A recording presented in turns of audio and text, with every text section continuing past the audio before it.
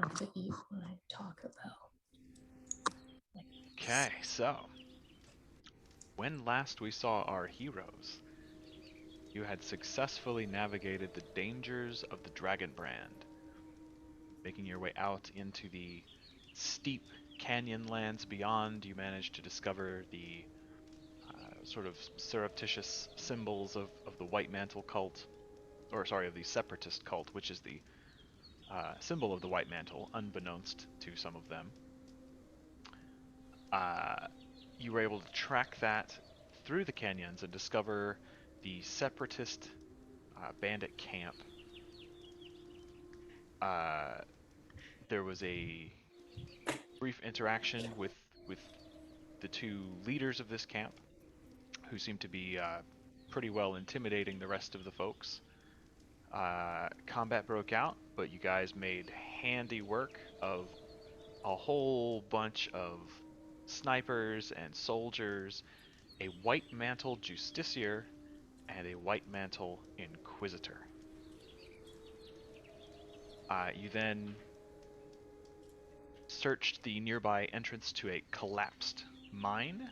You found some stuff, most of the camp supplies and things of that nature, but also the sleeping quarters of the bosses, within which was the Sylvari Ranger Galen, a member of Penumbra, the guild who you came looking for initially. In pretty rough shape, but alive. He was able to give you a little bit of information. Found some decent loot in some strong boxes beneath the beds of the two White Mantle cultists. And you discovered a familiar sigil etched in the ground in a small niche in this place, and used it. You activated it and spoke briefly, face to face, with the confessor of the White Mantle. Bertie did that, and rolling pretty high on persuasion, and oddly enough, the man who is expertise in insight could not detect the deception, offered Bertie and any of his compatriots a potential job to assassinate Countess Anise, the master exemplar of the Shining Blade, the spy organization to whom Galitar's father belongs. And that is where we left off. The conversation ended. You guys now find yourself in the sleeping quarters of these White Mantle bosses, a battered, bruised Galen, and the Sylvari druid Nienna, who has kind of come to his rescue as well. The floor is yours. Are Galen and Nienna still there, or did they say like they were like taken off? Like, we're just gonna go wander the world for a while. Galen indicated that Nienna was pretty traumatized, and he was as well, but she was already not very personable, having spent a great deal of her time focused more on the animal nature of her druidic practices. So they have expressed the desire to go their own way when you separate. That they're gonna make their own way because she survived out here and he's a ranger, and they'll find their own path. But currently, they are sort of just sitting outside the mine entrance around a little campfire by the overturned minecart. Okay, so they did not see any of that shit that just happened. No, they walked out. Okay. We already looted this area, right? Yes. Okay. So, Belty, just to be clear, you were lying, right? You know, you're not going to try to kill us for 50,000 gold or anything? Yeah? Yeah. No, yeah. Okay. Yeah, no, yeah. Yeah. No, or yeah. Yeah, which one is Yeah. it? I mean, yeah, no, yeah. Yeah. What? All right. Yeah. Subtle cast detect thoughts on Birdie. Let's cut out here. What's the save on that? He gets your surface thoughts and emotions. Yeah. What are you feeling? Birdie's surface level thoughts is this is hysterical. Yeah. Birdie's surface level thoughts are- Do I believe him? I guess. What do I think Make he's? an insight check. Yeah. No. Alexa feels pretty comfortable with that. Why is it not? Yeah, 50,000 gold is a lot of money. It is a lot of money. I got an 18. Did that send into Foundry? Okay. Yeah. Are you trying to actively deceive Birdie? If you want to make a No, I'm deception? just trying to like he's like, yeah, no, yeah, and I'm like, what do I believe? Like, what do I think he's saying?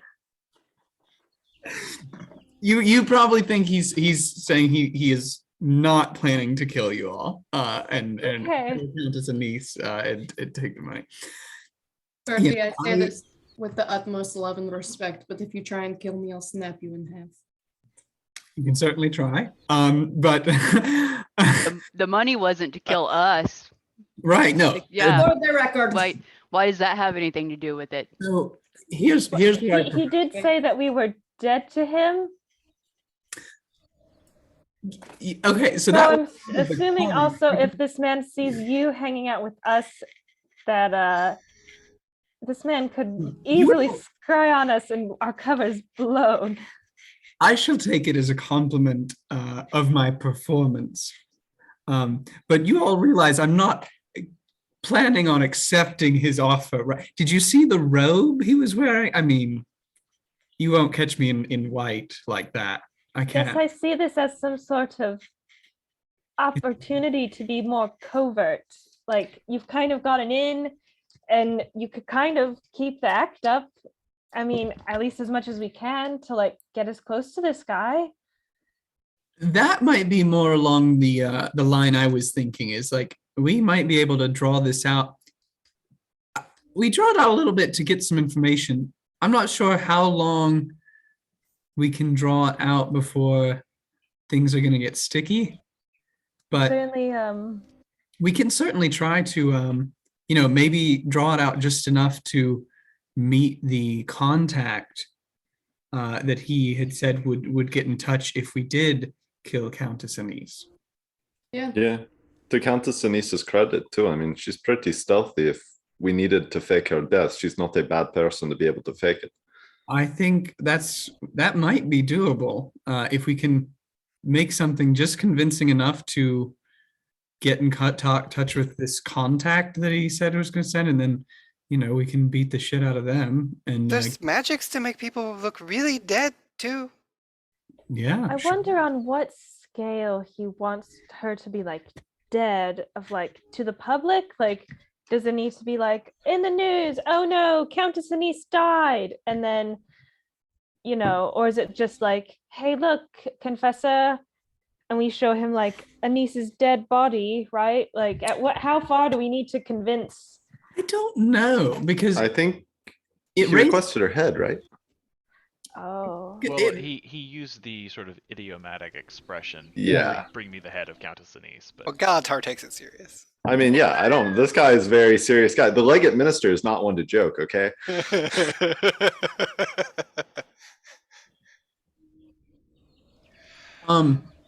I wonder how he would know whether she's dead. Like, I don't know how that gets confirmed. But I guess it's how public her death is. If we want to make this some sort of spectacle, that would make it really easy for word to get back to him. Or we keep it a little hush hush. There's like killing her, quote unquote, killing her publicly versus something happening privately that then gets out to the public, right? I mean, By something they're trying to keep hush hush. Yeah. If we do it sort of under the table. I don't know. That's going to take some serious thought. But we could go back to Ebonhawk or Divinity's Reach and talk it over. We don't need to be here for this. Out in bumfuck nowhere. I think the idea of going back's good. We may want to rest here tonight, but we also should be careful because from the way he made it sound, if he's the one that like turned Anise onto what's his name, the guy that we dealt with, Ozymandias and his father, in the first, place, yeah, then he probably has people on the inside, at least relatively close to Countess Anise. So, I mean, if we fake her death, I think she would be the only one that could know that there's a ploy. Otherwise, we wouldn't be able to fool the people close to her. Or it's so fake, even she doesn't know. What are we? Yeah. Ooh. I don't know. It seems like Bertie's on pretty good terms with Emperor Palpatine for the time being. So Who's that? What is his name again? The I don't- confessor. Confessor. Oh. The Emperor? Yeah, we he don't- goes by we don't know his Confessor name. Palpatine. Yes, my mistake. All Palpy. Serious question. Do you know that man? What? Do you know that? You said a name. Like No, I just watched your Zoom call. what? What is this? Anyways, we can take a breather here and go back tomorrow. And Yeah, Hmm. because it's evening, right, Ryan? Or it's like late in the day? Is it early afternoon? I don't remember. I think it's evening. I don't really remember. It had probably, I think, because we were out all day kind of thing. I thought we woke We up were in walking. the morning and that's when we snuck towards the camp and then we fought everyone. Galitar and Birdie were putting up a tent in the camp, so I figured it was evening. That's what they told them to do, right? They were trying to like Well, it was so you Ran had off to in the travel shit. out of the brand. Let Sorry. me double check the timeline here. So Oh man.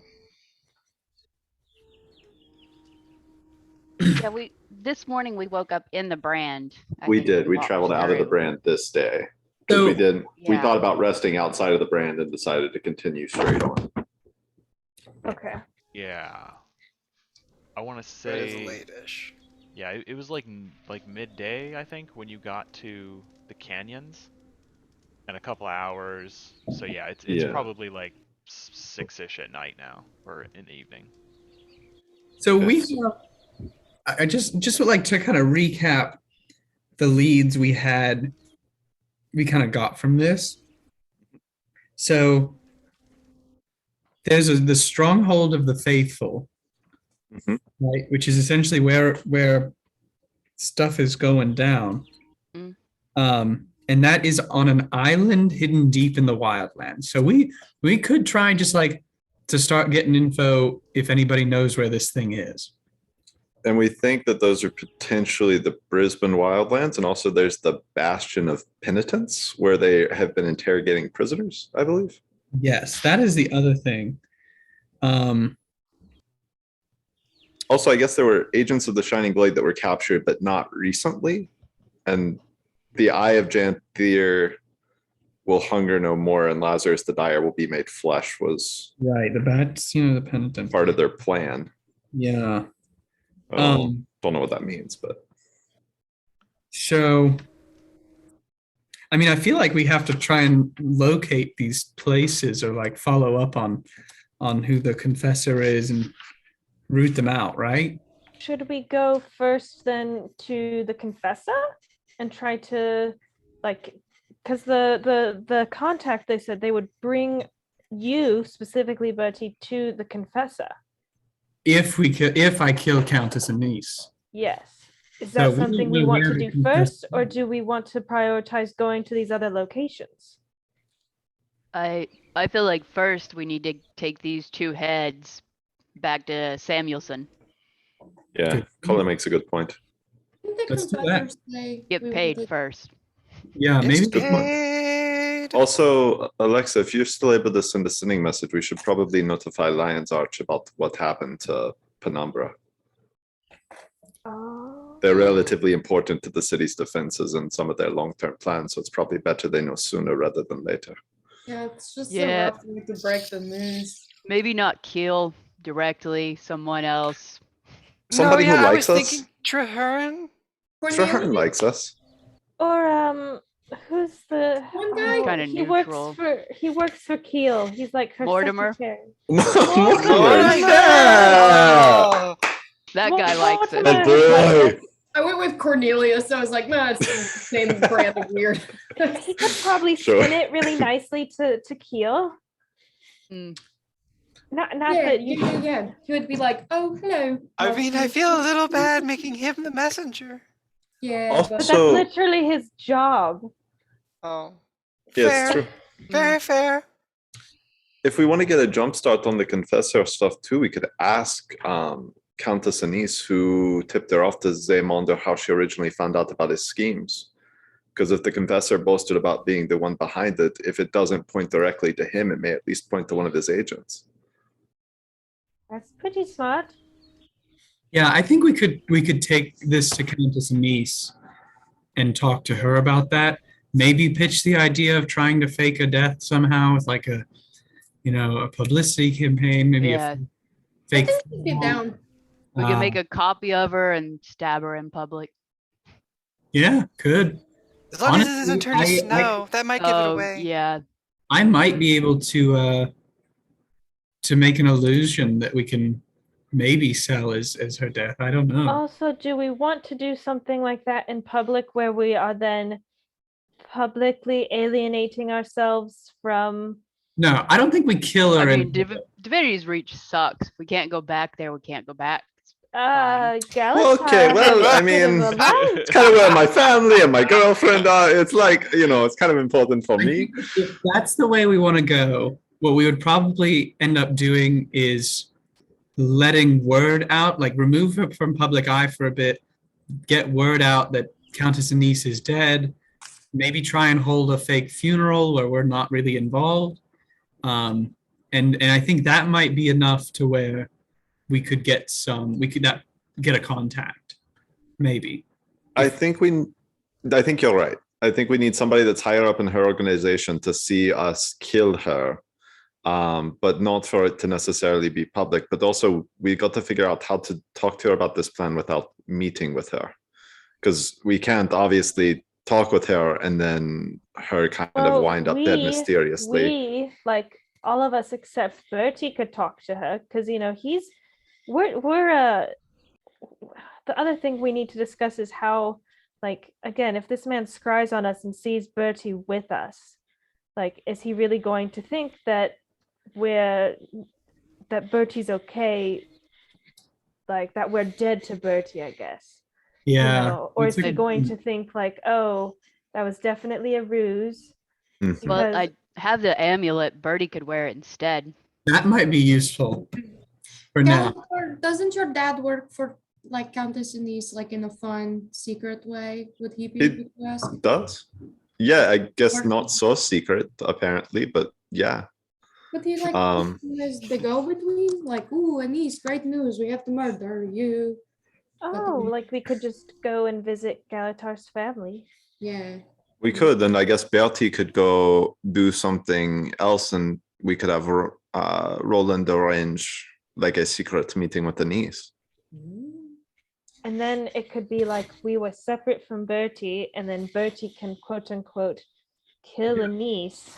I mean, if I'm wearing that amulet, he wouldn't be able to scry on me anyway, so no problem. Yes, that's true. I think it'll take 2 hours, right? I have to unattune for an hour and then he attunes for an hour. All right, I'll take it off and start that. Shit, what am I gonna do? Actually, if he attunes to it, it'll break your attunement to it. Oh, okay. I do hate to hand interrupt it to this Bertie. important discussion, but I do want to state for the record, this is session 69. It is, in fact. I know, yes. I wrote Thank it you. down. Is it? I kinda lost forgot count. to Thank bring you. that up. It's important. Our fans need to know. Everyone Yes. needs to know. Yeah, all those foreign user Wow. accounts that have subscribed to my channel. Or bots. Desperately need to know. All the bots. I guess the other important thing too is that whenever we do her death, we have to remember it's just going to be Bertie that killed her. It won't be all of us. So we'll have to make it look antagonistic between us and Bertie following whatever events happen if we know he's behind it. I don't think there needs to be any mention of you all. Mhm. Right? Like, I This mean, needs to be Bertie. That's what I'm saying. Yeah. They know it's me. I've done a pretty bad job. So I think, leak word that Countess Anise was murdered. You know, Bada nobody bing, bada knows. boom. They're gonna infer. And Yeah. if we can get the Shining Blade even temporarily to name a new head or something, almost like I think that's a pretty huge. Have her play undercover for a week. Mm. Oh, Just take a little vacation in Lion's Art. Should I be guess fun. as soon as we sort of put this into action, is we are on a ticking timeline of we need to get to the confessor and deal with him, because if Anise is like not dead a week later and we still haven't caught him, then like we're kind of fucked. I think we need to, while we're planning that out, I would also like to go to the Temple of Cormier to some of my connections and see if I can figure out anything historically about any of the places that were mentioned, or find places potentially in the wilds that might fit the description of what we're looking for. You also might be able to look into like location connections with the White Mantle. Like, do they have any known stomping grounds or ancient stomping grounds that might be somewhere they've revived? What was that place in the Maguma jungle that wasn't that The ruins of the unseen. Yeah, that was the ruins of the people the White Mantle worship. And that's where we found that Asura, right? And he was. That's where we found the 12 tablets that like outlined how the unseen became sort of the enemies of other races and decided to support the dragons, I think. That's what they decided on, roughly. And then there was information that was like that Asura we fought there, or that was Belak the Outcast. That was a That was a Sylvari. That was your boy. oh, I don't remember anything. You with the That was evil eyes. Scrit and the troll. The place, all the Scrit. With Meepak. Yellow cord. Oh. Yellow cord. Unfinished business then. Meepak's always unseen. But yeah, I think that's a good point, Bertie. I think it's a good place to start. So I guess then, do we want to go? So I guess, like Carla said, our first step is we need to go back, take the heads, report back to Samuelson. And then from there, do some of us want to go back to Divinity's Reach? Or all of us going to go back to Divinity's Reach? Or some go back to Lion's Arch? I think Divinity's Reach is where this is going to go down. Okay. Yeah, we should probably just stick together. Yeah. Okay. Good call. So maybe rest tonight and head out in the morning for Ebenhall. Yeah. Yeah. Alexa, do you have any sending Crossing spells the left? brand again. I've got plenty. Could you send a message to Roland saying Bertie tricked the confessor leading the White Mantle, need to meet with Anise about faking her death? Ooh. That's that's a heavy message. Maybe we just tell Roland's him, a spy. He knows what to do with it. He'll be good. He's my dad. I trust him. Maybe we just say like development on the White Mantle front be in Divinity's Reach in like, I don't know, 3-4 days. Yeah, but I guess I want Roland. I start casting. We need to talk to you. Bertie tricked the confessor of the White Mantle, and now we need to kill Anise. say fake kill. I just send it. Oh no, God. A couple of heartbeats pass, and you hear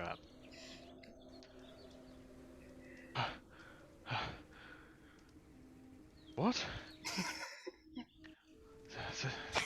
That sounds very, very strange. I am not in the city right now. I am on assignment. But if you must meet with the Countess, speak with Captain Thackeray. He can arrange a meeting. If she contacts me, I'll let her know. We'll send him another one. And tell him, thank you very much. It is a really complicatedly weird situation. A couple heartbeats pass. Yes, it sounds like very complicated. Good luck. I'll relay the Captain Thackeray message. And I guess I could just go ahead and send him the one. We'll let him know. Do we know Captain? Oh, Logan. Yeah, Zachary? Logan. Oh, okay. I thought you said Zachary, and that's why I was like, huh? I'm confused. Don't forget about Struggling Mortimer, with my though. friend. Yes. Gotta tell him That's about right. Penumbra. Woof. I got plenty. I have plenty. So yeah, I'll send Captain Zachary a message. And pretty much just tell him the same thing, but I'll add in the fake her death. Will you tell him I said hi? And Brina says hello. Tell him Brina has a Down crush. to those last 3 words, and it's Yeah. like says hi. Logan responds after a couple of breaths, and just says, "Okay, I'll let her know. Thank you." Did they say anything back? You didn't know. So we sent that to who? Captain Thackeray. You have to be more aggressive, you know. Hello! Not the same. Okay. So All do we want to rest here before we? Oh, you still have to contact Mortimer, And don't yeah, you? well, Morty. No, so who is Mortimer? I don't recall Mortimer. Mortimer's the same. That we rescue saved him. along with Traherne? Brian Flayers, yeah. But he's real nice. The And line we trust him implicitly that he couldn't be Yeah. bought and paid for by the He's- White Mantle. No. We're not telling him the He Anise is. news. We're just telling him about Penumbra. He's No, the best actor I've ever seen if he's doing undercover work, because They We're not all always fooled. Yeah, that's a good point. they always are. You know, you'd I don't never know. suspect. he doesn't seem to have the skill set. No, That's he's fair, the but they best. never do. Is the thing, you know? Yeah, it's always who you least suspect. Mortimer's the lion guard who's like, oh, hello. What? Yeah, I could do Oh my that. gosh. He's the cutest one. Oh, you Yeah. guys look nice today. Can we induct him into the Trollskull Six because he's making a compelling I argument? think he's happy that- with his job. Yeah. Yeah. Yeah. I feel like he'd die really quickly if he were like Yeah, I mean, he in got the promoted. field. He got promoted to secretary. Yeah, Yeah. that is a great point. Maybe him and Tim will get together. Yeah. Besides, we're already paying Tim like 100 times minimum wage, so it's hard to have too many people on payroll. Why are we paying him that much? He wants 'Cause to he have a puts up with farm. our He shit. has a dream. But Also, he puts up with our shit, and we cause him a lot of headaches. it's- He spends half his money on weekly therapy, so. Okay. All right, I'll drop it on Mortimer and say, "Hey, Mortimer, this is Alexa from the Trollskull Six. Bad news. Penumbra is no longer an adventuring group."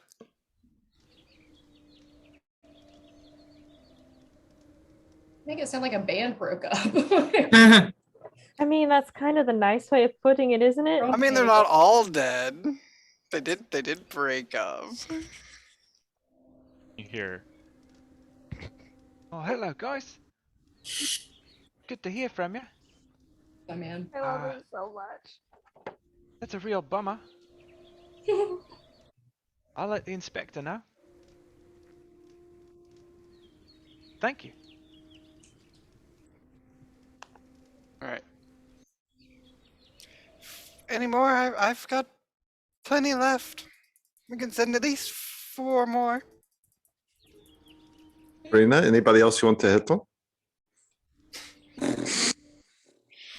You could send a message to my girlfriend. I don't know if you've met the Abyss. Oh, we Oh, so you all are had like, a spa moment. I don't know if it's official. We haven't talked about it, but like, I mean, So Thackeray is just like a side piece for, when you're in Divinity so Speech. handsome. I want So wait a sec. You're not official. You haven't talked about it, but you indicated something there. You like shrugged your shoulders. Do you think she should go? Brina, what is the abbess to you? We just like chit chat about things in life, and sometimes we kiss and other stuff, and sometimes we fight, but like as a joke, and Wow. watch the sunset and other stuff. Okay. Wow. Yeah. Yeah, it sounds serious. Sounds serious. Yeah. Put a ring on Smash it. faces together and you fight. Yeah, like we fist fight. Yeah, that is are all Norn relationships that physical, like aggressive, violent? Passionate, Birdie, passionate. Passionate. Yeah, passionate, Bertie. Got it. I understood. We've all been there. Yeah, you have been there really recently with you know who. I don't remember. What? Never kiss and tell. Who do we? What do you mean? We are Rena, why do grateful. you know what Birdie's bedroom activities are? Because he left me in the middle of a casino to go have sex with what's his name? Who's his name? Joban? Joban. He went upstairs. I'm not judging, by the way. I was just lonely. Yeah, I mean, it says the bitch who went into debt at the casino table. The one who gave me the money, man. I'm just saying. Guys, you know what I really love about our group is that even like in a cave where there are tons of dead bodies outside and blood everywhere, and we've just been doing all kinds of weird shit, like we can still have these great casual conversations. I just love that about our group. I really do. We've got our plan for the White Mantle and stuff, so I like everything else is gravy. You Good just shit. Murdered 15 people, so There's just like desensitized winding virus. down so you can sleep at night. All in a day's work. Murders 15 people begins intricate Compartmentalization. conversation about Yeah, girlfriend that's right. status. That's right. Compartmentalize. I'm gonna keep it all Unlike separated. Tim, we have not done therapy. We like shove a body out of the way to keep talking. It's fine. Well, I guess we could leave now that we've unpacked ourselves. Yeah, did we want to rest here though in like this kind of fortified position? Or do we want to let the other two know? Oh yeah, well I mean we should Oh, tell we them should what we're definitely doing see what they're regardless. doing. Yeah. But I think they're just gonna head out into the wild whenever we do leave. I will go outside and check on them, see what they're Yeah. doing. There's a small campfire just outside the entrance to the mine with a big cut off like tree stump seat and a pretty sizable boulder on the opposite side. They're just sitting out there. Nienna is curled up in her saber cat form, just kind of on the ground, and Galen is sitting on the tree trunk, pulling the last bandage tight and checking his gear. And yeah, as you come out, he just turns and says, "Hello." Hey, how are you guys? As good as can be expected, given the circumstances. We're thinking we may camp here tonight, maybe, and then head out in the morning. I'm sure the previous occupants won't mind. I think we shall head out directly. We'd like to get as far away from this place as we can. You're not gonna try to cross the brand, are you? Not anytime soon, no. All right. Then heading into Char territory? I'm not sure. Probably leave that up to Nee. Are you ready to go, darling? And you watch as the saber cat kind of slowly gets to its feet and shakes itself in this large form. And as it does so, the shimmering of the coat changes color as the fur instantly lengthens out, and a pair of massive bird wings erupt from the sides as she transforms into a giant eagle. Wherever we go, we'll be sure to stay out of sight as much as we can. Don't worry about us, we'll be alright. And someday, we'll be in touch. All right. You need anything before you head out? You have weapons, food, some gold? Good. Do you need some for a Water? gate Do you or need something? I mean, like literally, if you need water. Dear Oh yeah, God, we've we have got a lot of fucking water skins. If you have a spare water skin, I'll take it. Got 12 spares. Yeah, but there's a lot. I'll pull out a couple of. Water skips ahead. He'll Also, we take have- 2 of them and Okay. strap them to it. We have lots of extra weapons and a few extra potions if you need anything. I mean, we have a lot of extra weapons, so Oh, we'll be all right. Both Okay. of us have always been more at home in the wilderness anyway. is there anybody you want us to pass along a message to or anything back in Lion's Arch or anything like that?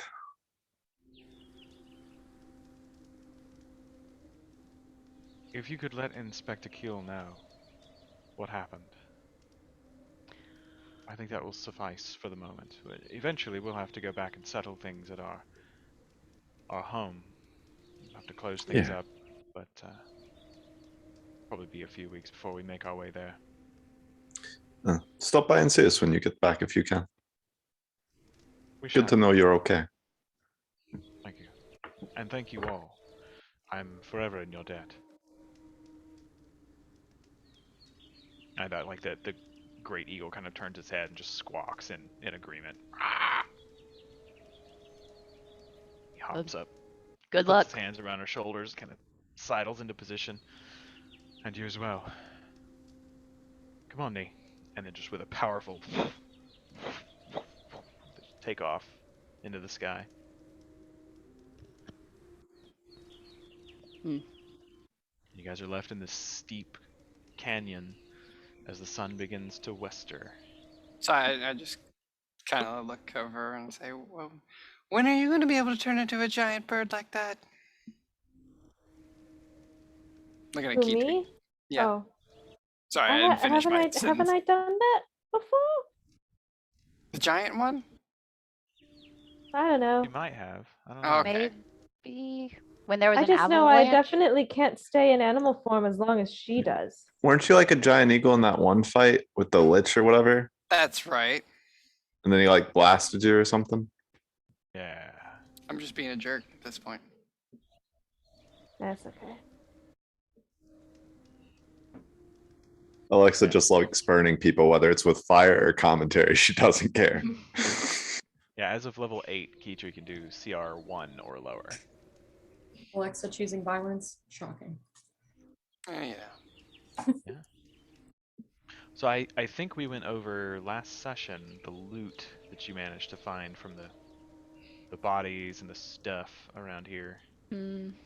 Yeah, you do find also among the crates, I think, inside the mine, there's like a small pile of rolled up posters, you know, propaganda bullshit they've been posting in Evanhawk. You guys want to burn these? Yeah, fuck yeah. I mean, do you really need to ask? Can we drag the bins of posters and stuff outside and I'll cast create bonfire on them? Absolutely. Yeah. Woohoo! Yeah. So yeah, you guys, is there anything else you want to do before you settle down for the evening, for your long rest? Can you remind me, there weren't any documents or anything in here where there that indicated like the locations of their little pocket of guerrilla troops and whatnot? Let's see what we have here. There were some magic scrolls, a fancy mirror, some gold, a fancy chess set, a gem encrusted bowl, the sigil, and 2 crates with rations and water skins. But nope, there was no documentation showing the location of the other cells. Okay. But the enemies that you fought from the mantle were fairly powerful. In your experience as an adventurer, you know those guys could have pancaked legions of commoners like nothing. They were on par with you guys. Like 2 of them took on you all, and so you gather this was probably the power in control of these, or at least goading and guiding the separatists in this region. And that one guy did just stay in a force bubble most of the time, so Oh no, he was pretty weak. Yeah, What can he do really? kind of He didn't have lame to be arcane honest travel, with you. but once he got out, So rough. That was so rough. It's like this poor God, man. that could have been such a different fight. Oh yeah. Yeah. He just wants to smash.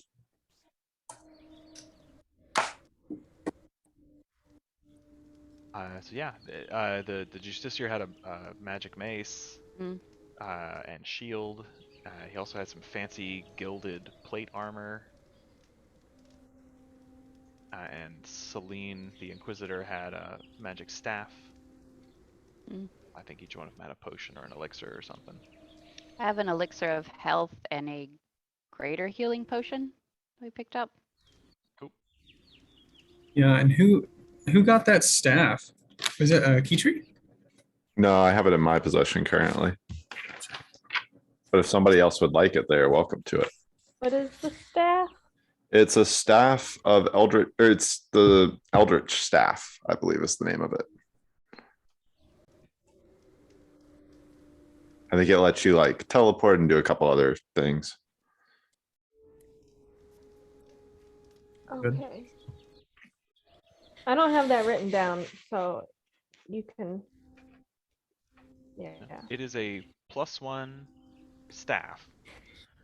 When you hit people with it, it has 10 charges, and you can spend some charges to deal extra lightning damage when you hit someone with it, or you can spend some charges to turn invisible, teleport 60 feet, and you stay invisible until the start of your next turn or until you attack or cast a spell or something. Oh, I think we did talk about this, and I think I'm attuned to my max number right now, and I can already turn invisible, and I can teleport, right? Because I have, yeah. I don't know, can you? I have hidden paths, which allows me to teleport up to 5 times per long rest up to 60 feet. I believe the reason I'm holding it is because last time you decided you didn't want to give up an attunement slot for it. No, because I have Buttercup. well, I don't actually have Buttercup attuned right now. Ah. I have both of the I guess I have a bunch of necklaces on. She's fucking Get the Mr. T in bling. it. Because I have, what is it that I have? The necklace of prayer beads, the torque of the Maguna Enclave, and the amulet of elemental tooth. Wow, Like, yeah, you really, are fucking bling. I am blinged out. That's hilarious. But we should hold on to it in case we decide it's useful. Yeah, we'll definitely hold on to it. I'd love to use it if I could like transfer the enchantment to a sword I could actually use, but I can't use staffs. Can you actually transfer enchantments? Galitar from weapons? I don't know. I don't do enchanting work. I would have to talk to that one guy, the Norn master craftsman. Alexa, do you know anything about that? Make It's an usually Arcana not a check. really good idea, and it's, yeah. I will make an Arcana check about it. We did pick up a Fuck shield. you, Arcana check. You're kind of Could on the I- right track. It's yeah, you can make an Arcana check too.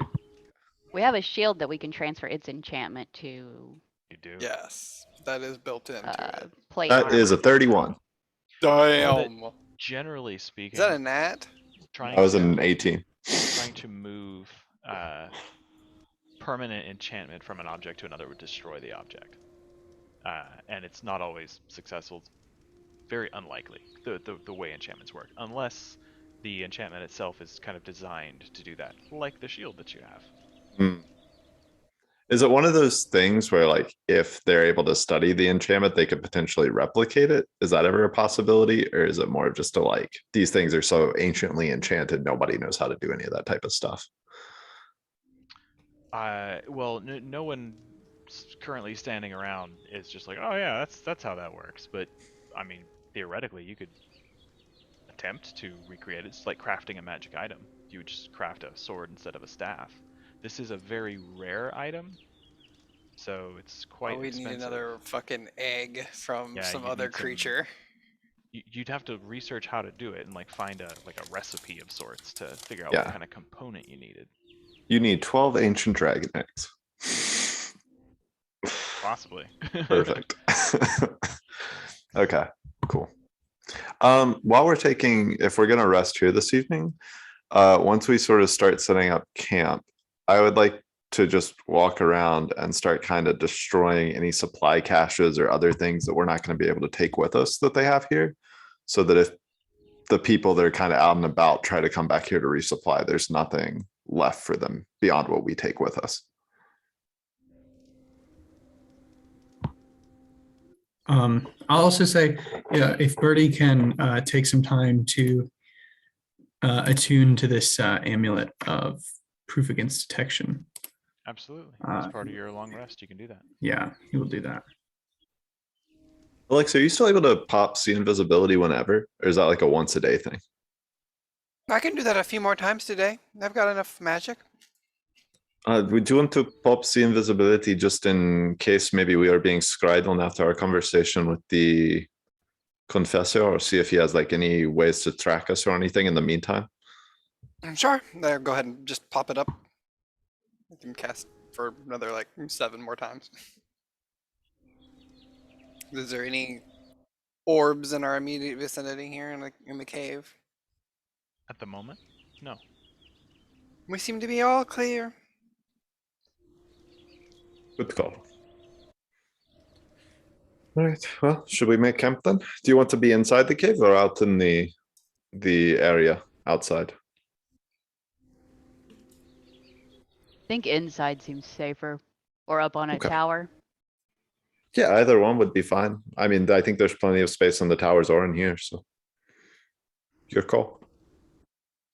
Yeah, I think cave for me. Okay. Done. Are you putting up the tent? Yeah. Okay. I'll put up the tent in the cave. And then I'll do something I guess I don't do very often, but I'll go ahead and put an alarm spell ritually cast up around the entrance of the cave so that if anything were to cross, I would immediately know, as would they. Absolutely. Cool. Yeah, and it's you kind of have to move the cots and stuff aside in this room, but it is big enough. So yeah, you guys are able to put the tent up, and you've got an alarm spell warding the door, and settle down for a long night's rest. Do you post a watch tonight? Yeah. Okay. I'll take first watch then. I can take second watch. I'll do third. I can do the last watch. Okay. Lex and Betty always just squeaking out, not having to do a watch. Yeah, funny how that works out. You guys are always just so generous. I need my beauty sleep, you know. Of everyone. I'm sorry, because you don't get skin tone this way without proper rest. I mean, you have been looking a little bit pale. You probably could use a little more sleep. Yeah, well, you're a nerd, so don't you read a book about it? I did, and it said that you probably should see a doctor, but that's fine. Alright, if the standing guard would make your perception checks for me.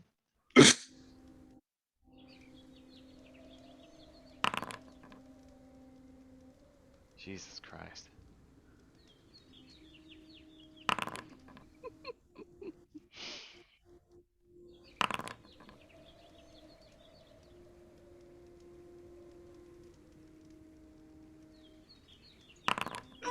Okay. Oh, wow.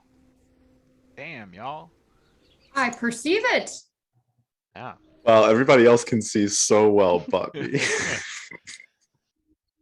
Yeah, so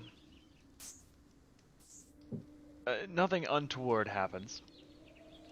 And as most of you kind of just sit in the doorway of the tent and kind of keep an eye out for possible danger. Nothing unusual happens. Keytree, yeah, I would say the sun goes down, things get dark, things get quiet. There is like a constant light breeze through the cavern entrance, and nothing disturbs you. So you go and you wake up Galitar, and Galitar, you spend your watch is kind of sitting in the front of the tent and in the archway looking out into the cave and thinking about what's to come and making notes, physical and mental. Nothing untoward. Kala, with a 29, like halfway through your watch, you hear movement and the sound of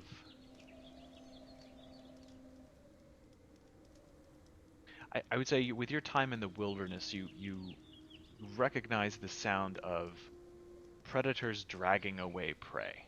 Mm. Do you go and try to look outside? Yeah, I'll try to check it out. Just quietly. With your super stealth and your Mm. dark vision, you find that there is a small pack of like coyotes who have come into camp, and some of them are making quick work of several of the Separatist corpses, and a couple of them are like latched onto some ankles and dragging bodies out of the ravine. But yeah, they don't seem to pay you any mind, and the fires have now died well down to coals. Eventually you wake up Brina. Brina, you also are confident that no one is poking around camp for the rest of the night. You are unassaulted, so you wake up refreshed the next morning. Got all your HPs back, half your hit points, or half your hit dice rather. Did anybody else want to attune to anything over the rest? Because you could if you wanted. You have plenty of time. I'm unattuning from the Whisper Stone and attuning to the amulet against detection just for now. Once we once shit hits the fan with this, I'll go back to this Stone of Whispering and give the amulet back. Okay. I will reattune to my bracer of flying daggers. Okay. Really quick. So then who has their earpieces in still? I still have it. Just It's just me. That's it's a great. one-way radio there. Just think goes I to have you. mine. I do not have mine. Wait, hang on. If nobody else has it, I'll just take it out. It gives me another attunement Yeah. slot. For now, because once I yeah. Keep it in for the hope of one day. Maybe if you keep it attuned, we'll eventually come back around. LOL. Yeah, now you got decisions to make. I'm gonna attune to that shield. It's random, but Yeah. Cool. That's Yeah. some good shit. I'm not proficient with a shield. Okay. Do you have something? Do we have How does something that else work that we can then? get her? It's that or this mace of terror. I have some things you might want. Well, I don't know if they're on my person. Never mind. Hold on. Let me With this check. shield, I can cast Bane. I'm immune to being frightened, and I get a reaction to deal 3d6 necrotic damage. What does it do when you wield a shield and you're not proficient with it, though? I have no idea. I do have boots of levitation that I'm not attuned to. So it says, I googled this. If you wear armor that you lack proficiency with, you have disadvantage on any ability check, saving throw, or attack roll that involves strength or dexterity, and you can't cast spells. Yeah. And that is under the non-proficiency with shields rule and game mechanic. I can't roll less than a 10 in anything I'm proficient in, but your attack rolls would suffer. yeah. Yeah, That would be attack the rolls, problem. saving throws, and ability checks I would all do be have boots disadvantaged. of levitation if you had want them for any reason that you could attune to. You could invisibly levitate. Kala just 30 feet up, raining down death. That checks. Yeah, I guess. Sure. Yeah, I don't have a note that they're not on my person, so yeah, just it's boots of levitation. I think we bought those at the fancy clothing store in Radasum. Mhm. Yeah. It's been a hot minute. So Yeah. maybe hopefully they'll fit you. I don't know how that works. Magic Yeah. stuff resizes. I'll attune to those. All right. I'm gonna make a note that these are with cards.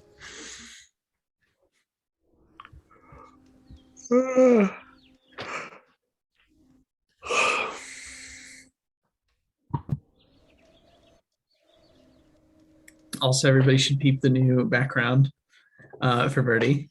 It's looking great. Oh yeah. Yeah. Where did you get that?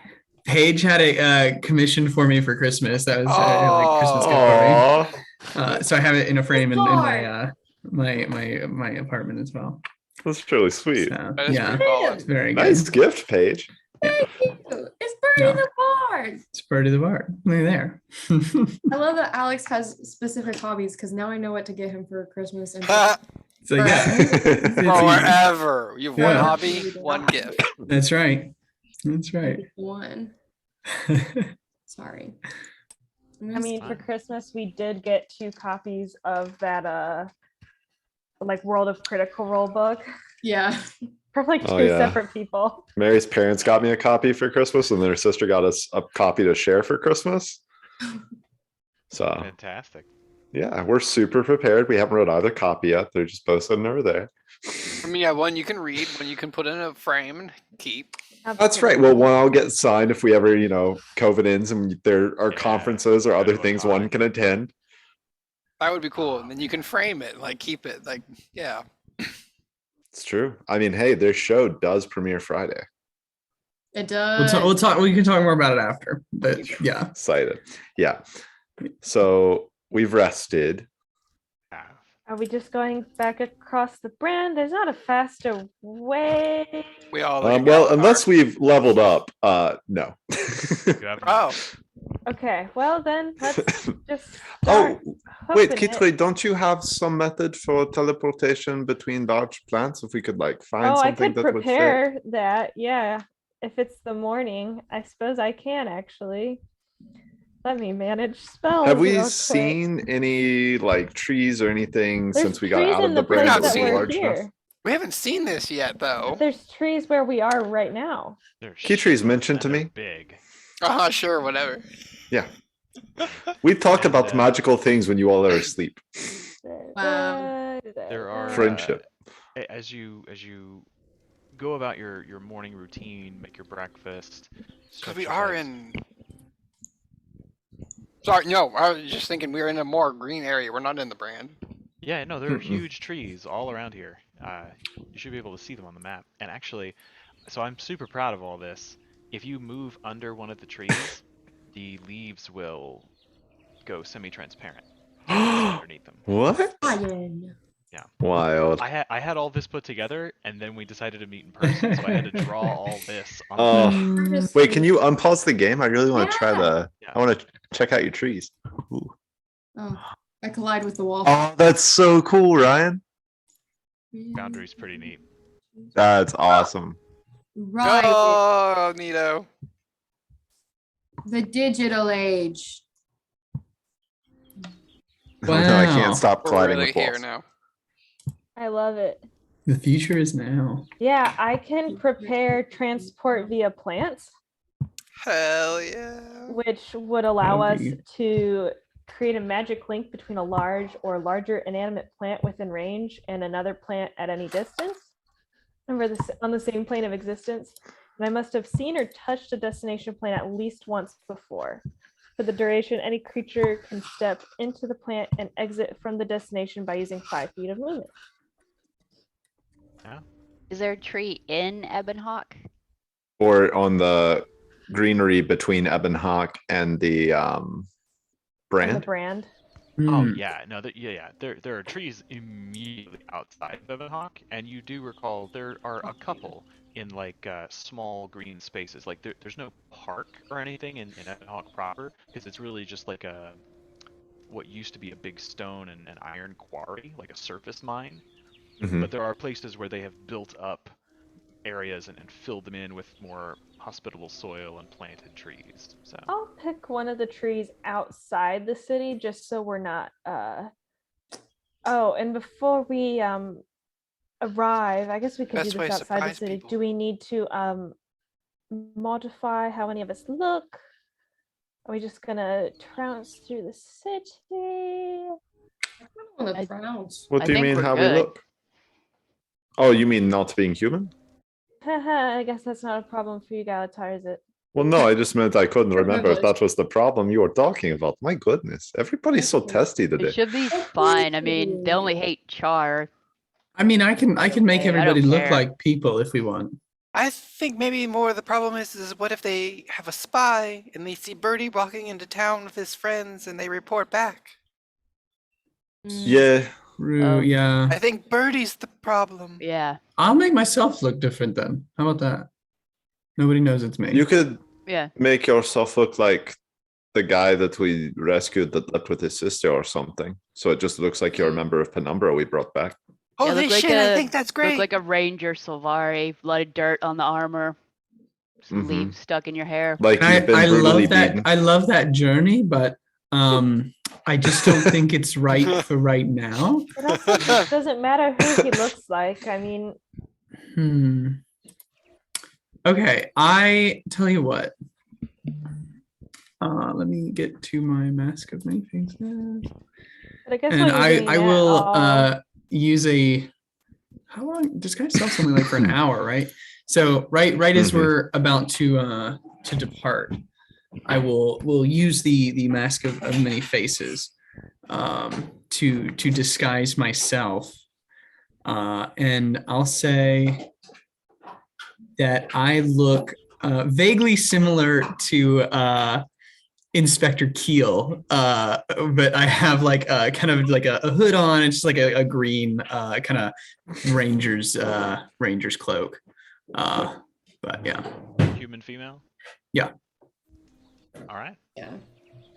and then I will Oh. go ahead and cast Transport via Plants, which is my 6th level for today. But can I put it on?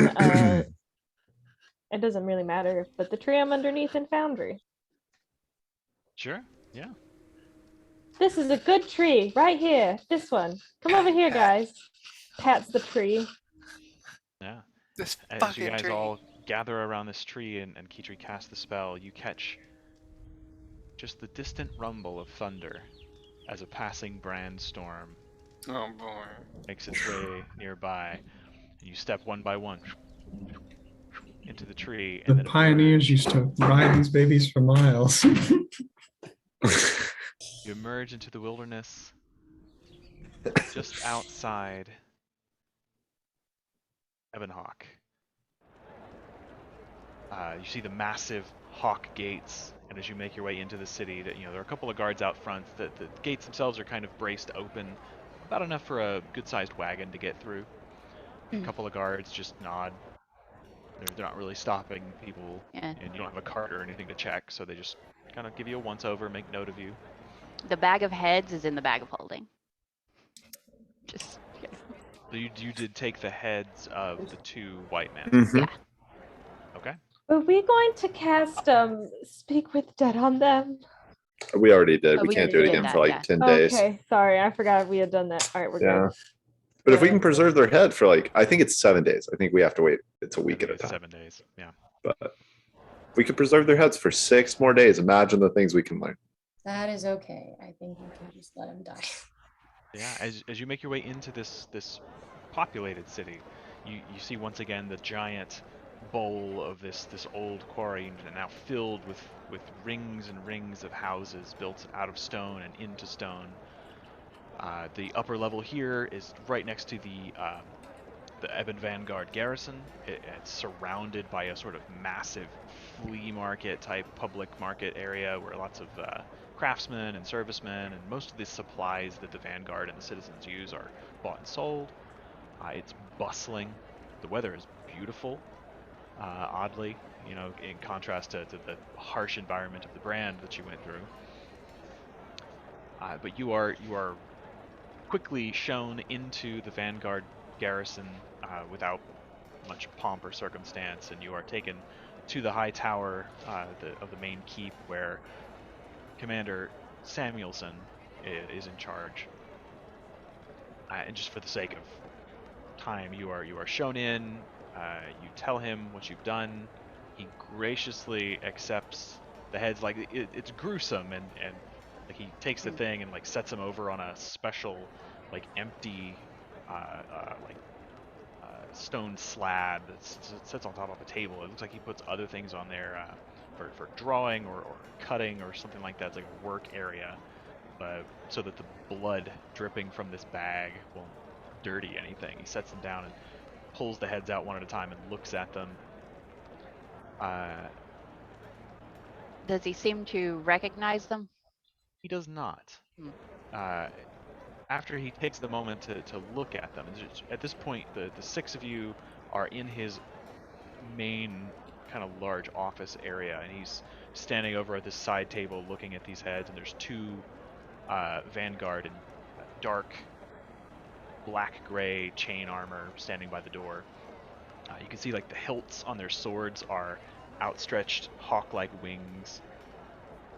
Even their high helms, like the crest that comes down to a point over their nose is shaped like the front of sort of beaked visage of a falcon.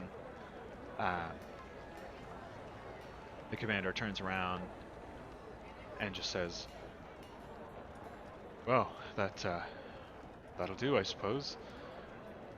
And you said that these people were connected to the White Mantle cult?"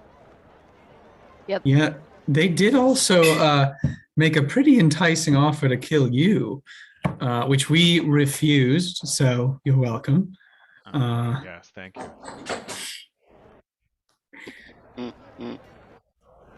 I'll say we never did anything for you. Just kidding. Yeah, you kind of owe us one. In a roundabout way. When you think about it, you're right, Brainy. Yeah. When you put the pieces together, yeah. We are the bad guys. Am I? A little bit. A little bit. Well, We are the bad. I'll have to send a message to Divinity's Reach. See what kind of coordination we can get with the Seraph. If the Mantle are involved, maybe even the Shining Blade. God, I'd hate to see what they have to do out here. Always give me the creeps, those. Too quiet. Too still.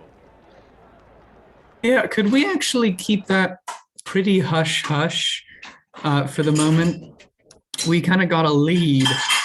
So, in a manner of speaking, like, we're kind of trying to go undercover on this one in terms of the cult. We kind of might have an in where we can kind of, if we, put our head down, we might be able to extract some information. So, I can be discreet. Yeah, please. Very well. So payment was promised. Let me get into my coffers here, and he goes up under his desk and pulls out a small chest and opens the lid and starts taking coin out and dropping them, counting very quickly, as though this is something he does fairly regularly. Eventually, there are 6 little pouches, and each of you are awarded 500 gold pieces. This would come in the form of 50 platinum coins. Woohoo! Hey, platinum, we rich bitch. Turns to one of the guards by the door and says, "Sergeant, would you please bring the Asura in? Thank you." I'm right here. There are a couple of minutes pass, and he is thanking you, and he's kind of telling you what he's about to do, as far as like he's got contacts in the Seraph Guard. He knows a couple of Shining Blade agents, but he will exercise discretion, secret, sealed letters, direct delivered to, like, if not Logan Thackeray, then his second in command. So only like the top brass of the Seraph to kind of coordinate what the next steps will be. Eventually, a little Asura comes in with just long, sort of green and red, like high contrast robes, and they sort of waddle in the odd, sort of funny way Asura tend to walk, feet slapping on the ground. Ears, big floppy ears dangling out to the sides. You see, like, there are bits that have been kind of torn out. You know, like the ear flaps have seen a little bit of damage over time. Hair gathered up in a high, not quite a tail. It's almost like tight braids or dreadlocks gathered so that they're standing up. And the tops are just loose enough to kind of dangle a little bit, but it's all gathered almost on top, slightly back, standing straight up, and the rest of his head is shaved. And he comes in, he's got a little case with 6 small glass jars. He comes in and lifts them up onto the desk and sets them down. And there you are, Commander. A pleasure doing business with you, as always. Folks. Turns and makes his way back out. And Commander Samuelson just says, "Oh, I promised you a bonus. That was Vix. He's one of our resident alchemists. Please, here, these are for you." And he hands each of you a potion of lightning resistance. Every now and then we have merchants who bring some pretty volatile stuff back from the brand. Vix has been working on different applications for some of the more potable things. These will protect you, or more or less, if you were shocked or otherwise subjected to the effects of lightning magic. Don't last very long, only about an hour or so, use them wisely. But you brought me evidence of these leaders' demise. It's the least I can do. This has been a great blow dealt to the Separatists. I think with the coordination of the Seraph and perhaps the Shining Blade that we here in the Vanguard will finally be able to make some headway against those nutcases. If this is truly connected to the White Mantle cult, if there's a resurgence of that long dead order, this is bad. I hope you guys know what you're doing. I know their outfits were just ugly, frankly. So. The most important thing, of course. Well, please, feel free to come back to Ebon Hawk anytime. Here, in fact, and he pulls out like a sheaf of papers and he just like picks 6 of them off real quick and starts scribbling. And he eventually rolls them up, stamps them, hands them to you. These are writs of passage. Anytime you want to come back to Ebon Hawk, you can show these to the gate guards free of charge. You'll be allowed back to the city. Thanks. And I don't know if I already gave you one, but here is a business card in case you need to get a hold of us. You did. You gave him one last time. Always good to have an extra. How many? I see I have left there. Hold on, I gotta update my count here. I'm down to 70. So. Oh, good lord! Heavens forbid. Right. What will we do? Like slides it to the edge of his desk. Yeah. They make great coasters. Well, they're also something else. I have some business to attend to. Yeah, thank you very much. Good day. Good day. Good Good day. Good day. Good day. Good day. Hey, Mikoska. Good day, Mikoska. You guys are turned loose on the city of Ebon Hawk. Do we need to stay here? Yeah, Bertie, are you super excited to have your writ of passage to come back to Ebon Hawk? Do we need to No, go I don't- see your I don't care parents or about this. anything? No, we No. don't. No. Give them Okay. one last final fuck you. It's honestly, it's not even worth it. Yeah, Yeah. fuck them. Okay, well, let's get out of here then, and we'll go back to Divinity's Reach. Can we do that tree thing again? That was really wild. I can Yeah, only keep do reading that out once a day super right cool. now. Oh, fair. I understand how that works. Oh, It's pretty speaking of cool. shit, I cast and see invisibility, and I look around real quick. Do we have any sensors around us? Oh, good call. As you make your way through the market square, Alexa shouts and suddenly casts this spell. Take a minute to look around. Make a perception check for me. Yes. 19. 19 or 19. So as you look around, you are positive there are no scrying sensors around you. Still in the clear. This is gonna be very hard to remember. Yeah. Good call, though. Good memory. So where would you like to go now? Divinity's Reach. Yeah, I think that's a good call. Should Got the we warp send gate. any sort of heads up message to your other father? Sorry, I forgot his name. Oh, Burkhardt? There it We could is. give Burkhardt a message, I guess. That wouldn't be a bad idea. Did we want to go to Burkhardt's house, or did we want to go straight to see Captain Thackeray, or have him meet us at I think Burkhardt's? Or... straight to Captain Thackeray might be good. How long can you keep up your Ellen Keel-esque disguise, Bertie? Pretty long, actually. I mean, honestly, I could just make it. I could actually. Why didn't I do this? Why don't I just do seeming, but just do myself, and it's 24 hours. Yeah, you could do that. Yeah. Yeah. I mean, it depends on how 8 long we're hours. gonna be. Pretty sure. Yeah, it's 8 hours. Sorry. Yeah, and that's about the same number of charges I have, so I can keep it up for like 8 hours or so. Alexa, do you want to see if Captain Thackeray and Anise could meet us? Or if you could have Anise come to the meeting kind of secretly and we could talk with both of them? Sure, yes, I'll send him a message. And I will send Thackeray a message and ask him if he is available to meet with us today. So we were over in Ebonhawk and we're, hop, skip, and jump away. Will you tell him I said hi Yeah. again? Red Brina says hi again. He responds very quickly this time. Hi. Good morning. Sure. I'm in my office right now. You can come by anytime. I plan on being here most of the day, unfortunately. Paperwork. Hi. He said hello, Brina. Oh, wow. Welcome to come by. Oh, wow. My heart just fluttered. Wow. Okay, whatever. That wasn't worth it. Wait, are you dating the abbess, or?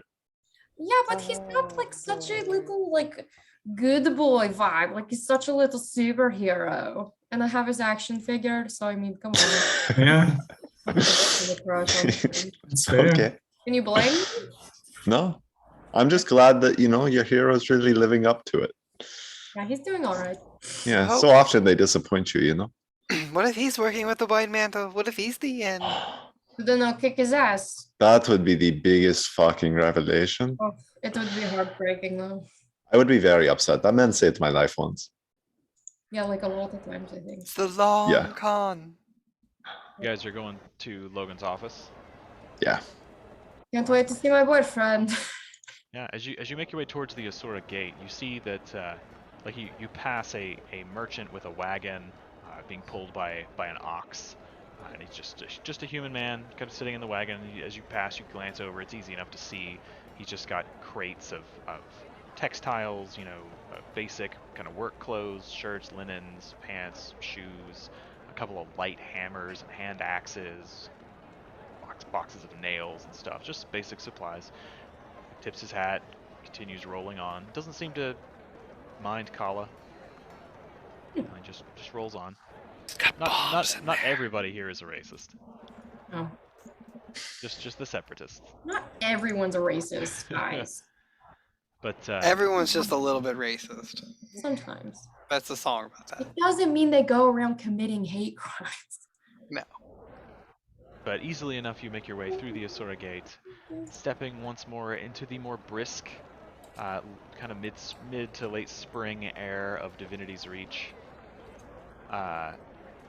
You are in the heart of the Rurikton, the Ascalonian district of Divinity's Reach, but you know the way to the upper city.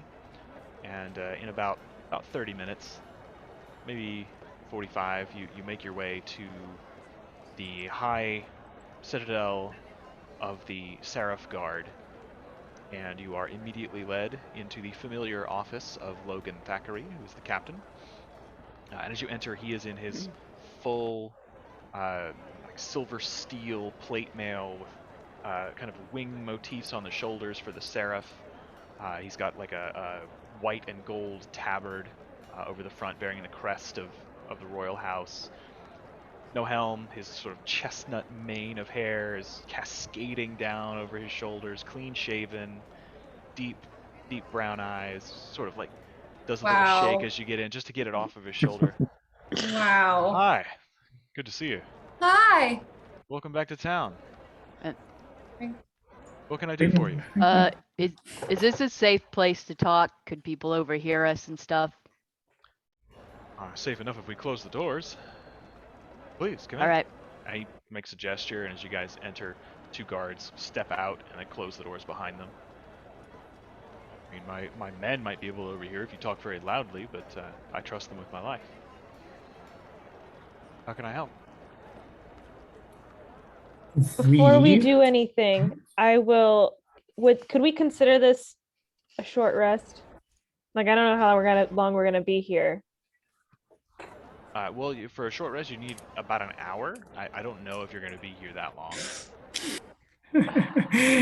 Well, I'm just gonna cast, if I can cast Hearth of Moonlight and Shadow, and then it's like absolutely. Oh no, it's just light and open flames. Never mind, it's not sound. Scratch that. I thought it was sound. I was gonna try and make it like a mute bubble, but no. This meeting could have just been an email. We would like. So let me backtrack. We had an interaction with the White Mantle cult out in Ebonhawk. They are here. Really? The Separatist are White Mantle. Pretty much, yeah. Yeah. By and large. Huh. Turns out like all racists know each other. Yeah. Yeah. Anyways, Point. push comes to shove. One thing leads to another. I played my cards just so that the leader of the White Mantle, well, assumed to be leader, known as the Confessor, thinks that I am interested in joining and willing to serve him and do his bidding as kind of like an apprentice type thing. Took me a minute, but that explains why you don't look like you. Yeah, so we're playing it cool. And the first thing he sets out for me is to kill Countess Anise. Right? I know. Good luck with that. Well, that's why you needed to meet with her. That's why we need. What we want to do once I do that, he is allegedly going to send somebody to get in contact with me. Okay. We would like to stage Countess Anise's death such that this person contacts me, and then we'll handle it from there. Interesting. Has she met with you yet? How long have you been back? She has not met with us. You are the first person we're talking to, because we were told you could make a meeting. Okay, great.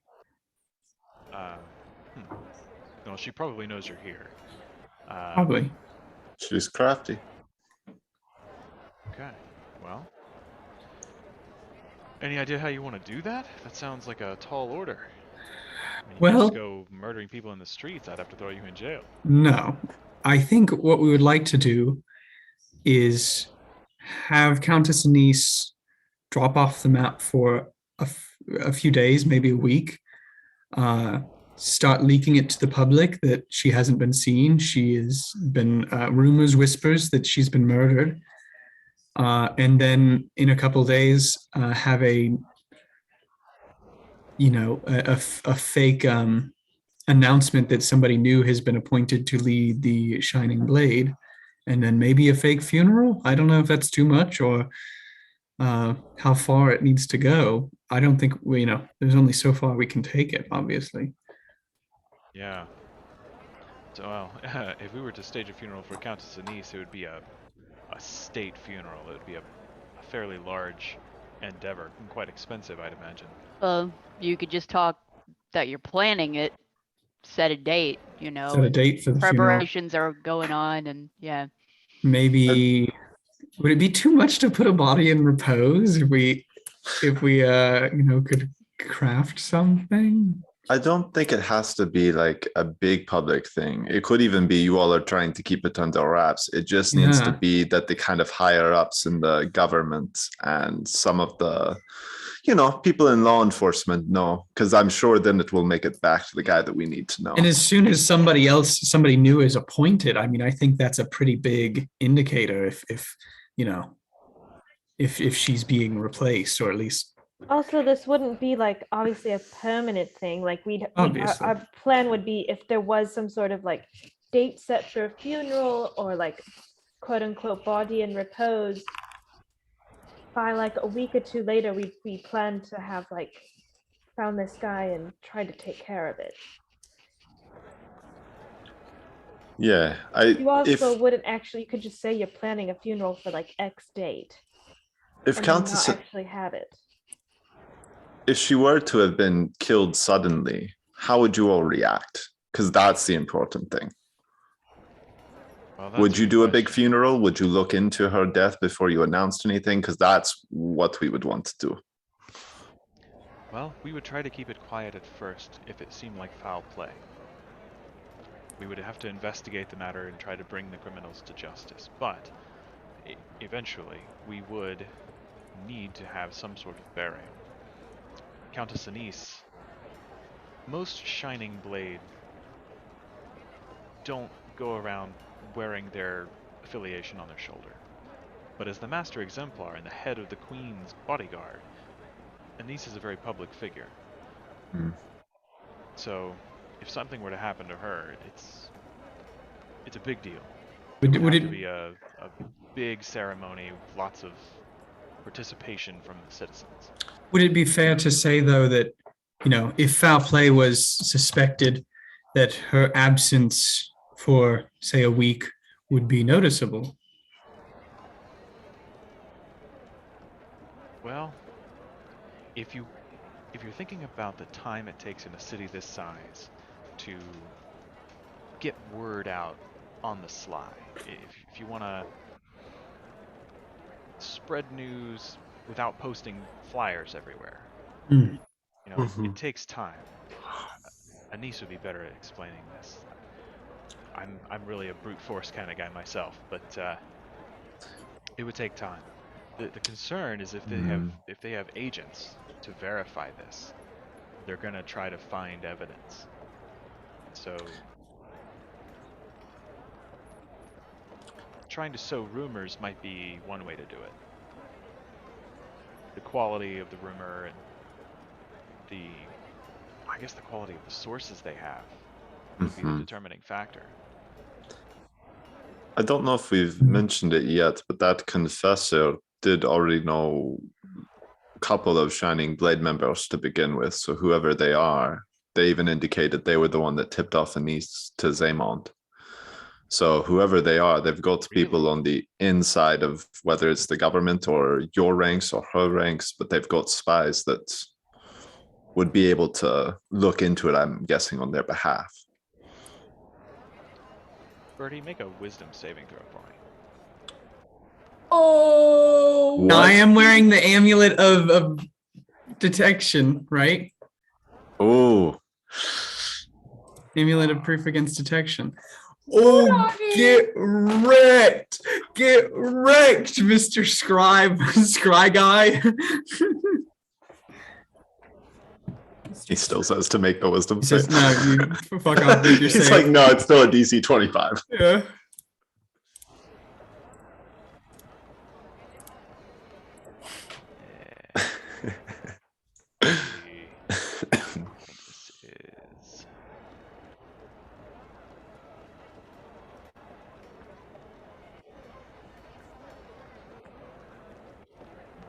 what'd you roll? I haven't rolled shit yet. I'm not rolling yet until Yep, nope. You don't need to roll. Ooh, Oh no! good call, Kala. Yeah. Solid. Good call. Good call. She's the best. Well, honestly, I'm not really sure. And then you hear,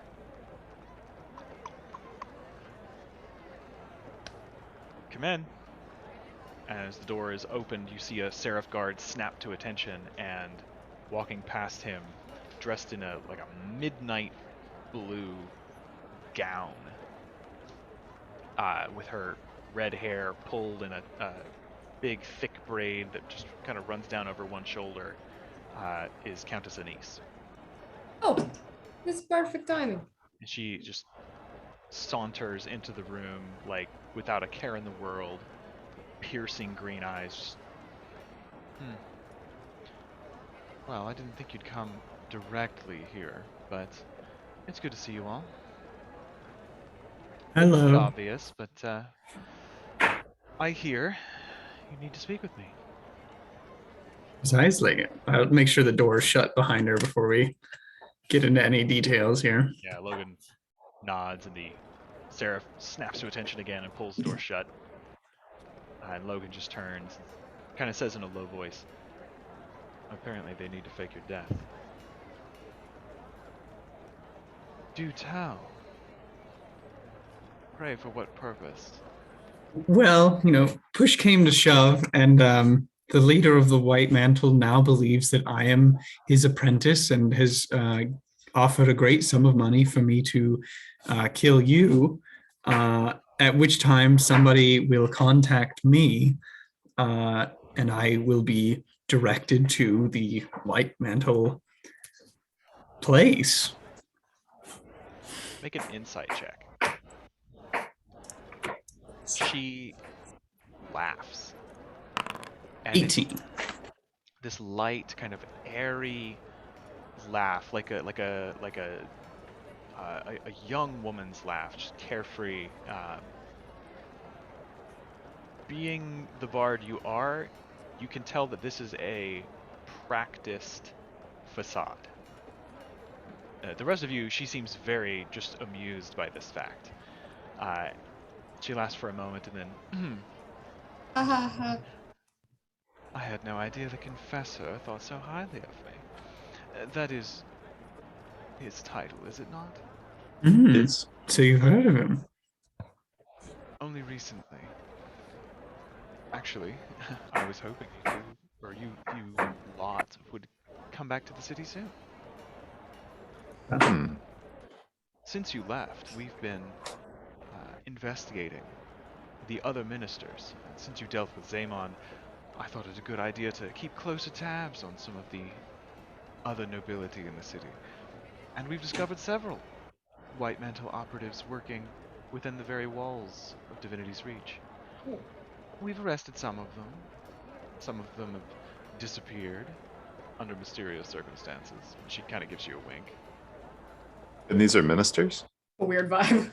Oh, some are ministers, some are wealthy merchants, and other nobles. But we've been watching and tracking some of them, the more active. Just kind of letting them go about their game, keeping eyes. A few of them have made regular trips out to the Queenswood. And she looks at those of you who are not human. It's an old growth forest, about a day's journey from the city gates. We've assigned a few operatives to take a closer look. But yes, we are making strides, and one of the unfortunate chaps had to spend some time with my interrogators. Sang like a canary.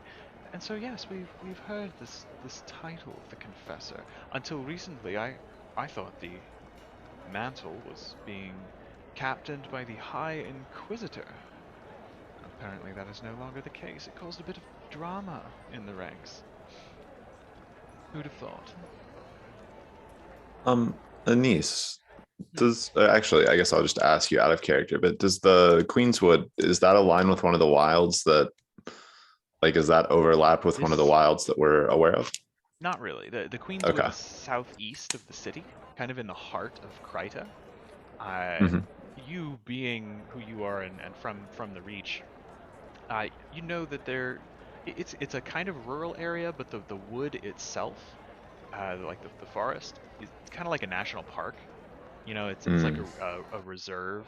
You know, where like the people who live in or in or around it are allowed to kind of go and hunt responsibly there, but generally speaking, it's like a protected environment area. Okay. Gotcha. You said something about the Inquisitor. Is that Celine, the Inquisitor? I'm told there are several Inquisitors, Oh. several Justiciars, but yes, the High Inquisitor was Inquisitor Celine. How did you know that? I cut off her head. Yeah, she's a dead body now with maybe her high adjudicator. Oliver too, yeah. She did give us some good information though after she died. Very helpful talking head. Yeah. Turns out when you speak with the dead, they're pretty talkative. She turns to Logan. See, I told you I knew this group would be effective. I'm so glad to have met them. That's just lovely. So you've taken out the High Inquisitor. You dealt quite a blow to the mantle. Color me impressed. Well, if you ask the confessor, I think he thinks I'm the next, High Inquisitor in training here. So that's kind of what we're trying to leverage is while we have this con, getting as much out of it while it's good. Yeah, smoke them out. Well, what did you have in mind? Faking my death? It's a bit extreme, but I suppose I could be amenable. Well, you would have to disappear for a week, maybe 2. Disappear? For what purpose? Well, we can't necessarily, murder you in the street or fake that. It would be a bit. Gosh. It would be a bit much. Well, it depends on what you need. I assume you need someone to witness this, so they can inform the confessor the deed has been done.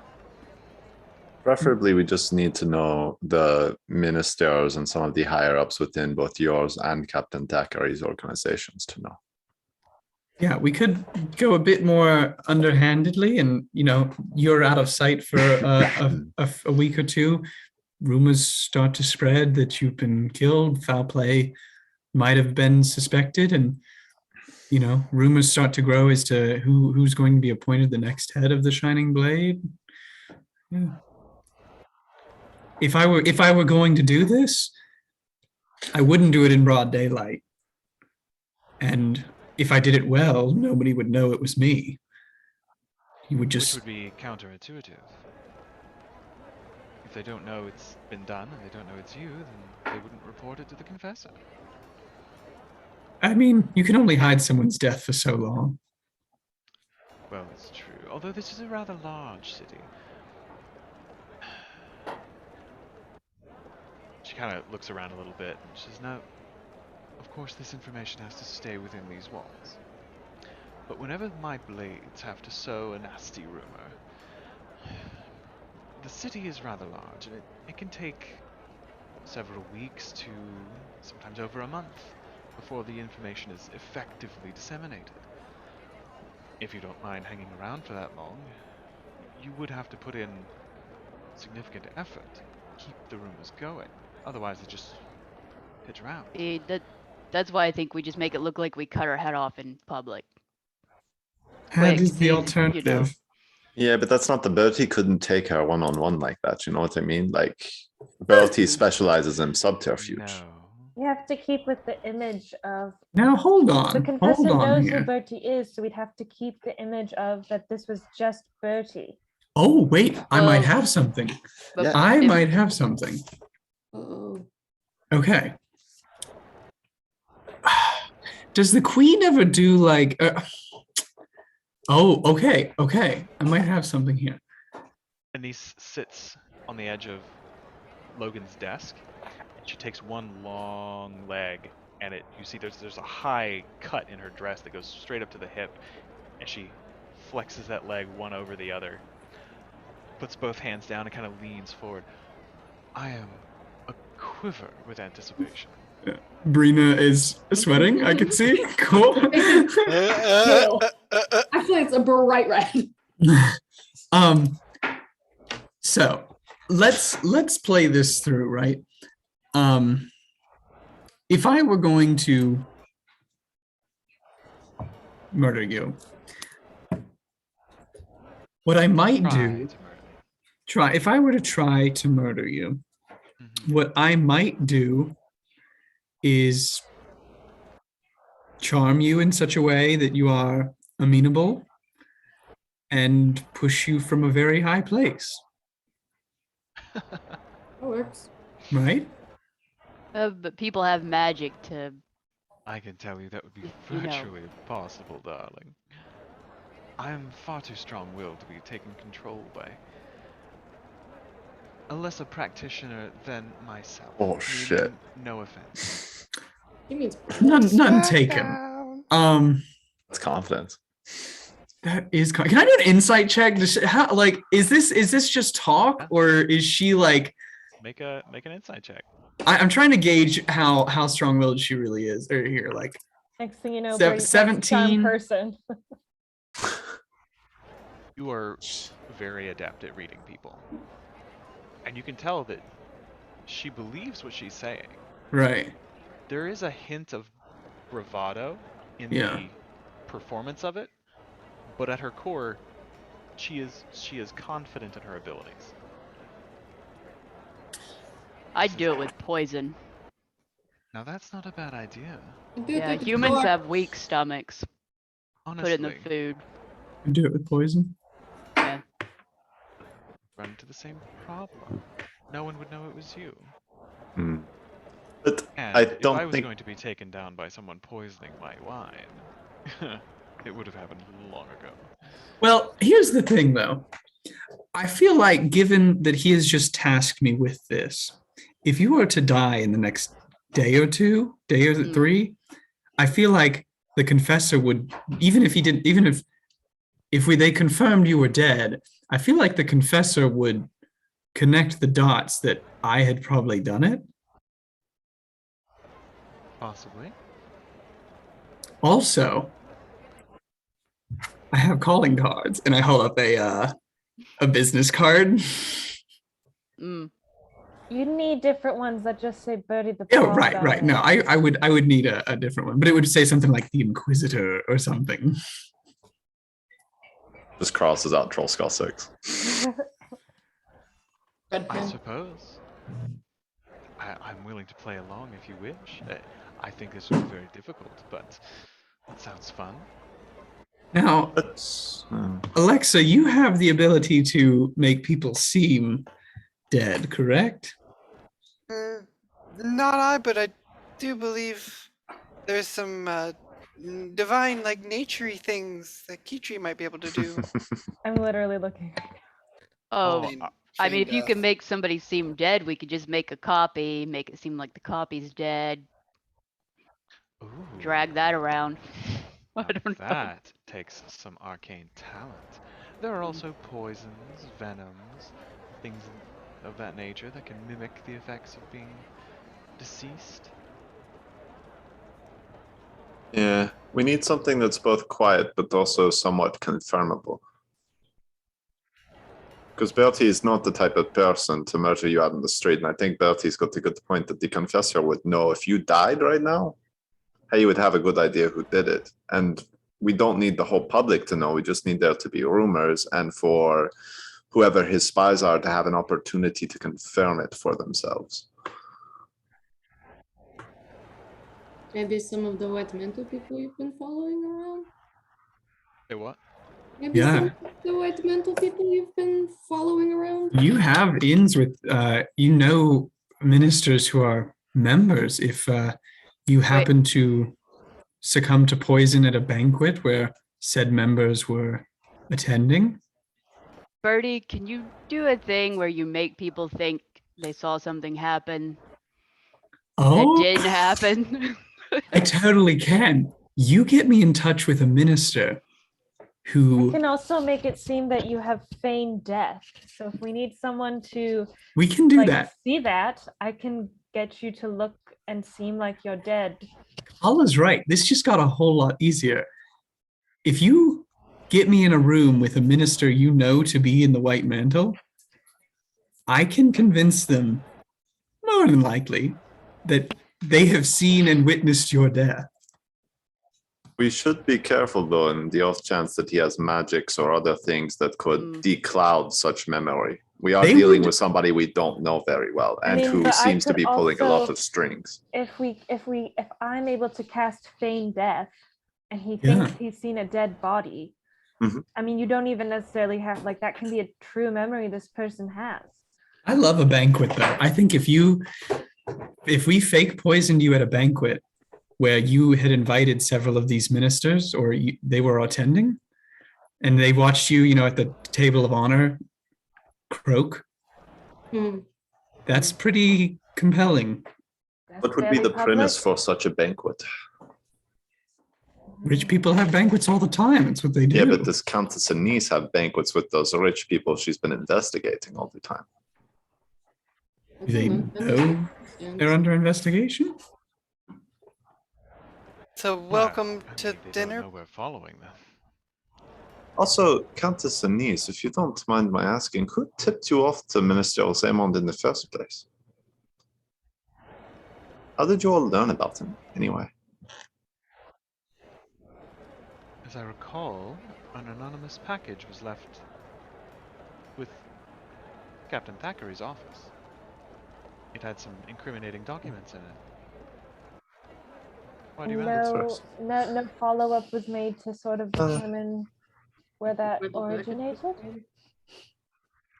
Well, What's we in the tried, but package? it just was delivered by a young man. And we found hundreds of people matching these descriptions. Average height, average build. Insight check. Okay, yeah, make an insight check. Make sure she's giving us the whole Oh, truth here. That no. is a natural one. You just keep going down there. Yeah. So the reason that I ask is that the confessor indicated to Bertie when they were speaking that he's been the one kind of pulling your strings the whole time, that he was the one that tipped you off to Zemon to get him out of the way in a little bit of an internal power struggle. He also mentioned that he was aware my father was one of your workers, and seemed to have a great deal of knowledge of your own internal operations within the Shining Blade. You what? Yes, this is why we are very concerned.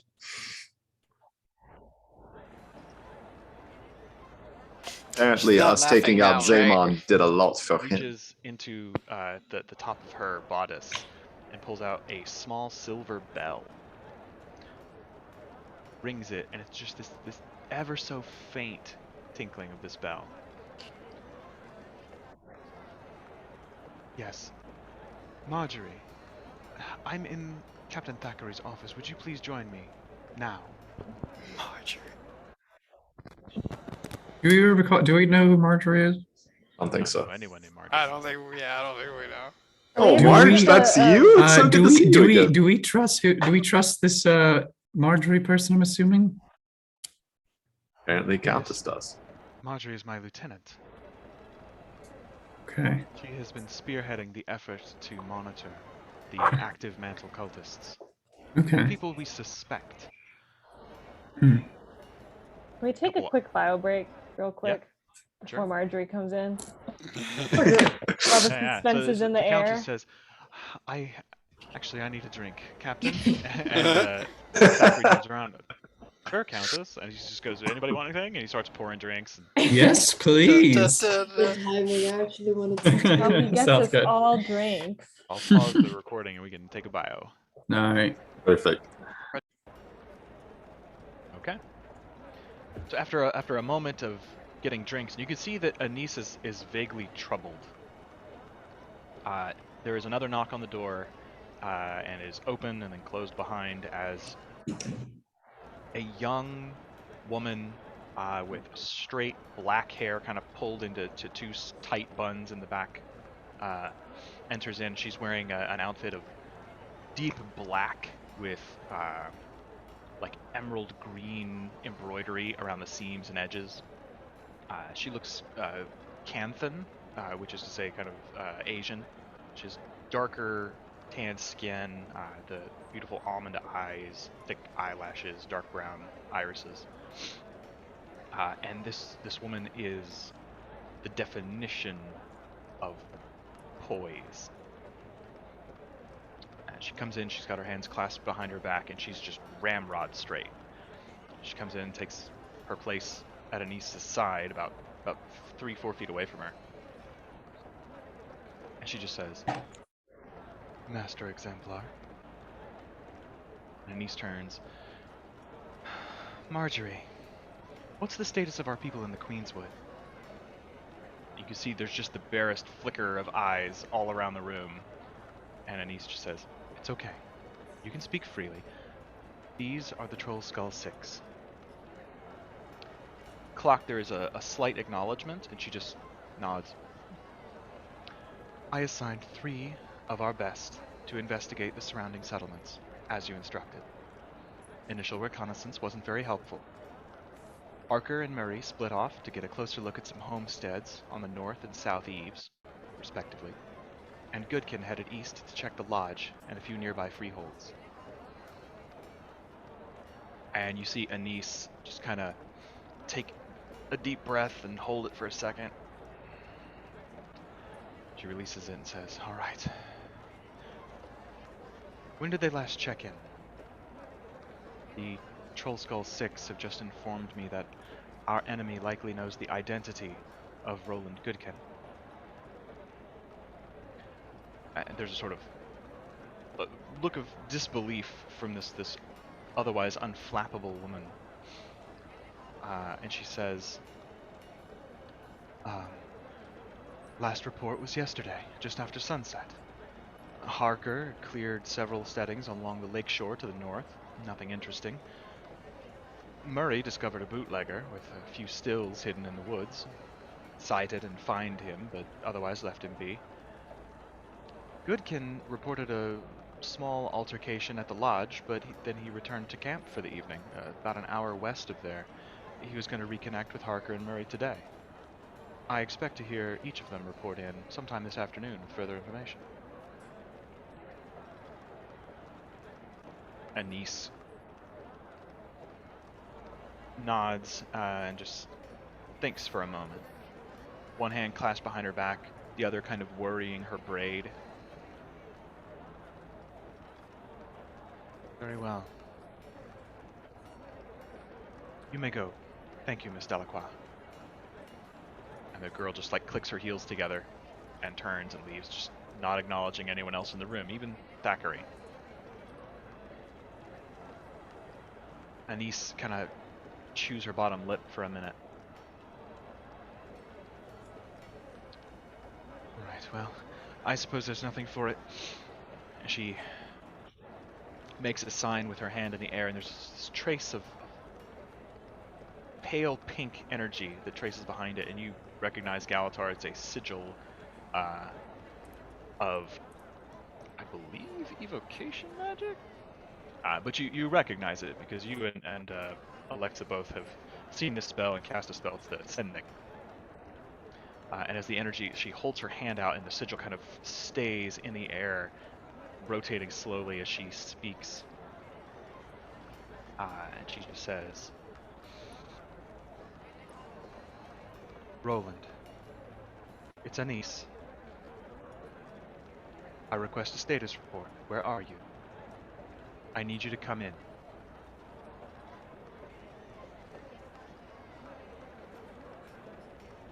Waits. She waits. And this glyph kind of fades from the air. SpaghettiOs!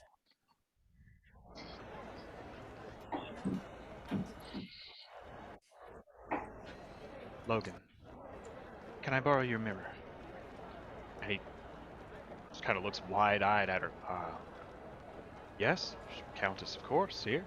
And he goes in, like, there's a small little alcove kind of in the back of his office behind the desk. It has like a little water basin, and it has this beautifully ornate oval mirror. It's kind of like tucked out of sight, so you don't really notice it when you step into the office, but it's just got this big array of like sun ray type deals coming out of it around the frame. It's this big, like, silver-edged mirror with gold accents.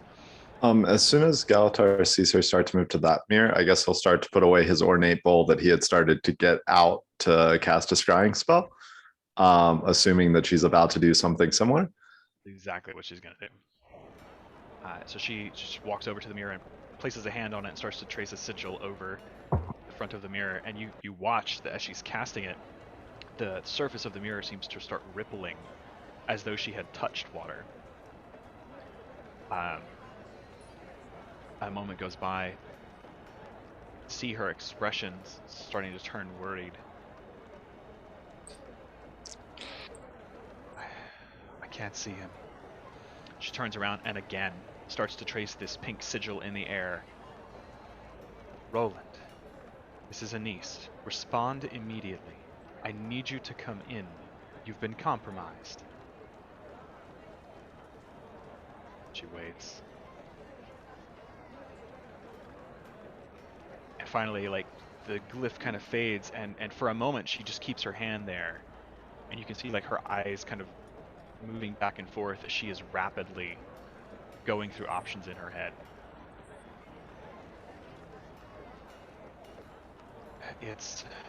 Well, It's standard operating procedure to check in at least once a day. If Miss Delacroix expected him to check in this afternoon, there's no reason to expect he might not. But I can't reach him and I can't scry on him. I know he's not wearing anything that would prevent my being able to connect. No one knows his identity, so no one should be able to scry on him. You need a target for that. But they do know his identity for sure. I mean, he named him, and we did talk to Roland yesterday, but that was just shortly after he would have talked to your Yeah, lieutenant. Alexa, when you talked to him, did he sound like normal? Did he sound good? Well, he was a little out of breath. This was just before sundown when you were casting all your spells. So he would have checked in with his holder after that. Oh, okay. And his handler. But shortly, it was very close together. I think it And was, though, as you guys- shortly. But yeah, I'll explain. Yeah, as you talk about it, she says, well, he had probably just run back to camp or made the trek. We typically, when we conduct surveillance, we set up a sort of blind nearby, whether it's a rooftop or an abandoned alley or warehouse or somewhere, in the woods, someplace concealed we can always return to if we are compromised or if we need to make a hasty retreat. Also standard operating procedure. I won't lie. I'm concerned.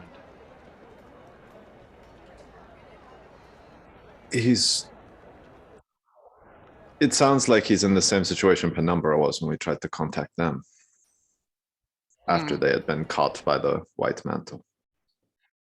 We couldn't scry on them, nor could we get any sort of sending communication. It has been difficult for us to track the movements of some of these agents at various times. There are several small villages bordering the Queenswood that would make convenient hiding places. The lodge my lieutenant spoke of is a hunting lodge on the eastern end of the wood, owned by a handful of wealthy investors from the city who treat it as a sort of private club or retreat. My operatives were going to begin covertly searching these villages, but I felt the lodge was more likely. We've had too many ministers and wealthy merchants tied up in this for my liking.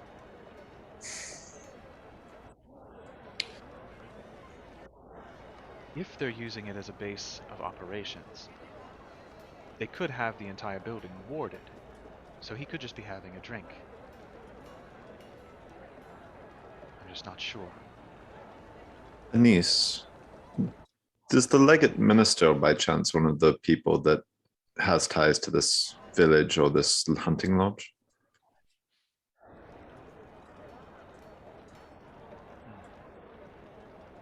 She thinks for a moment.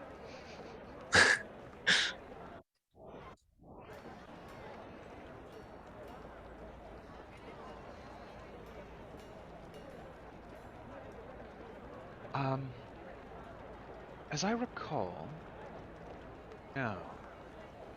The minister has a palatial estate in Needleton, his home city, or his home town, I suppose. About 2 days ride east of here. On the shores of Lake Doric, actually. It's quite lovely. I know Minister Blackfoot from Shaymore used to own stake in the lodge, as did Minister Whitestone from your home district, the Salma district, here in the city. I think they've both recently sold their shares and it's under new management, but I haven't heard of the legate minister being involved. Why? I suppose it would be worth investigating. Well, there are two reasons I'm concerned about the legate minister. The first one is I've scryed on him in the past, and he was able to see the scrying orb, which is a bit unusual for a minister to know to cast a see invisibility spell or something of the like while being scryed upon. And the second reason, and perhaps as concerning or more concerning, is whoever told Zaymond about the rite that he tried to invoke that day clearly knew a great deal about the government, and the legate minister was quick to allow it, which seemed a bit shocking given the circumstances that you would even allow such a thing to be enacted. I thought so too. I've never known the legate minister to have any affinity for the arcane arts, though he's shown precious little respect for my own talents and those of the Queen. Perhaps that would bear scrutiny. I'll start working on that immediately. We'll put eyes on him. Thank you. Come to think of it, he returned home about a week ago. He was called away. Something in town. The local farmers. The centaur problem, as I recall. A raid on one of the granaries. I haven't seen him since. I don't think he's returned. I will send some agents to Beetleton to look into it. Beetleton. You mentioned a lake by the hunting lodge? Yeah. Yes. Well, Lake Doric to the east is a rather large lake. A slightly smaller one is just on the northern border of the forest. Lake Delavan. Do either of those have an island in them? No. At least not of any significant size. Okay. Well, Alright, cool.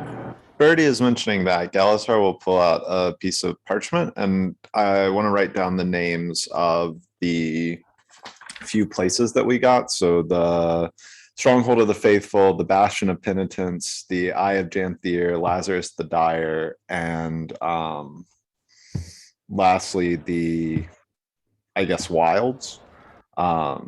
And ask, do any of these mean anything to you? These are what we were able to gather from the people we had previously dispatched. Well, the presumptuousness of the names certainly seems on par for the mantle. Historically, they would name their strongholds silly things like that, as a display of power and authority. The Wilds, I mean, the Brisbane wildlands are vast. It's an uncharted area here. And she goes over to a shelf.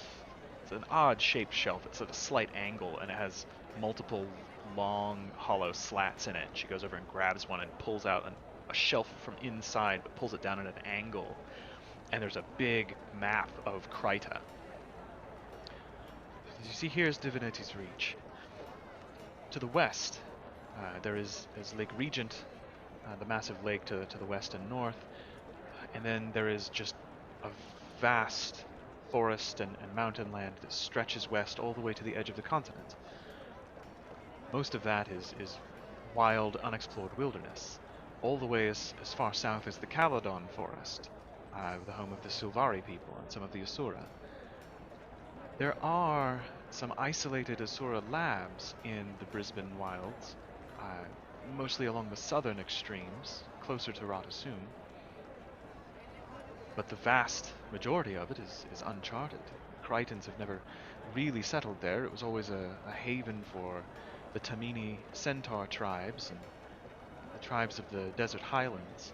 Mm. There's an area here, and she points to a kind of large red splotch on the map. This is an area of high, dry, sandy mesas. It's mostly sand and barren red rock. Grit flourish there, as well as other monstrous creatures. But it's from here you can descend into the deeper canyons that make up the Maguma jungle properly. The natural water flow into the canyons feeds the intense need of the jungle plants.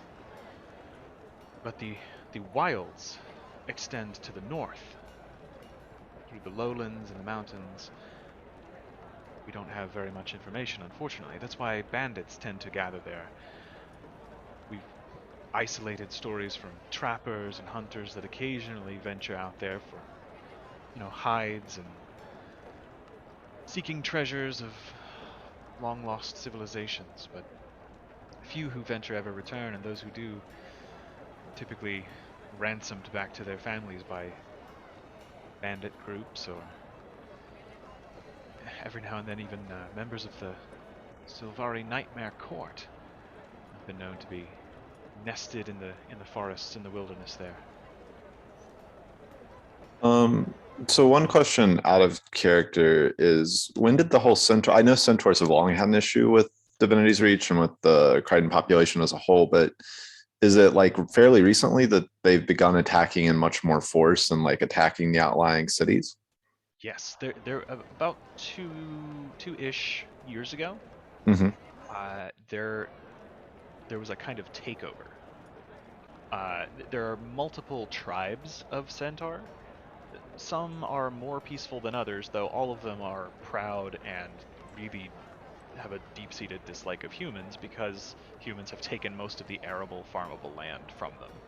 Mm-hmm. But one of them is extremely warlike, the Modnir, and they have formed like a coalition. And their big Modnir war chief is basically helming all of these attacks. Nobody knows quite from where he's leading, but they know he's in charge, and that the Modnir tribe is sort of dominant society. But yeah, it's been about the last 2 years, things have gotten progressively worse, and probably just within the last year that it's become a serious problem. Although, I guess as far as we're in now, about a year and a half ago. I wonder, knowing the fact that the centaur problem has escalated in the last couple of years, which would also seemingly be about the time Minister Zemond and his cohort would have began accumulating their accoutrements and all the other things that they had been stockpiling.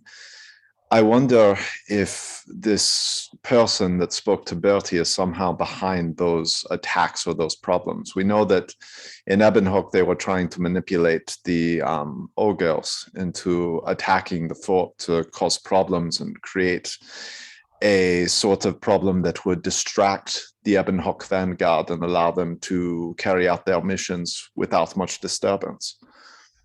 If the centaurs have been harrying us in the villages and we know that Zemond's stockpile is somewhere, I mean, is it possible, or do you think that it may be more than simple coincidence that the centaurs' problem has become much worse in that same time frame? I don't believe in coincidences. This is entirely likely. Logan? Do you think, and at this point Logan, who's just been like sipping on a glass of something dark brown, just kind of sets the glass down on his desk and finally steps forward into this conversation. My God, if the same organization has been puppeting the Separatists, they're probably egging on the Char renegades as well. And if they're trying to stir up ogres there, it's absolutely feasible they could be assisting the centaurs. That would explain the fall of Falcon Company and the attack on Shaymore. And you know that when we started the campaign, Galitar, you defended the village of Shaymore, which is just outside of Divinity's reach from a centaur raid, and people have been speculating about how centaurs got so close to town, where, you know, a lot of these ministers and nobles are supposed to be policing and protecting their lands to prevent that shit. And Logan's just sort of putting these pieces together with you, and Anise is looking at you, and without even an insight roll, like you guys can all see that there is a dawning sense of respect from this master tactician of the Shining Blade. This is extremely troubling. If this is true, if everything is related, they could have been building siege engines for the centaurs. The Tamini tribe is well known for constructing Well, trebuchets they and do have mangonels. siege engines. We always thought that they were building them for their own purposes, but if they're arming the centaurs, then, my God, they have a ready-made army at their disposal. Logan, this is terrible. I have to inform the Queen. Preparations will need to be made. We'll have to deploy the Seraph. We may even need to call upon the Vanguard for reinforcements. And at this point, Logan's just ripping pages of stuff out of his desk, it's scattering them across his desk, pointing at maps, making notes. It's like, yes, no, you're absolutely right. You get in touch with Jenna. Now, hold on. Have a meeting with her. I don't want to jump in here too presumptuously, but yes, there's a lot of things to do, but if we can cut the head of the snake off now, it may fall apart. And he kind of looks at Logan. He has a point. If we can move quickly. I think Belty's right. I think we have to act in concert. We need to act both against the centaur threat and enact Belty's plan at the same time. If you all start deploying the Seraph and deploying the Vanguard now, I think that's only going to tip them off that we know, and that's going to accelerate their plans. Well, we may not have a choice, Captain. And Logan just says, well, I mean, it'll take days just to get the communiques out and coordinate with my people.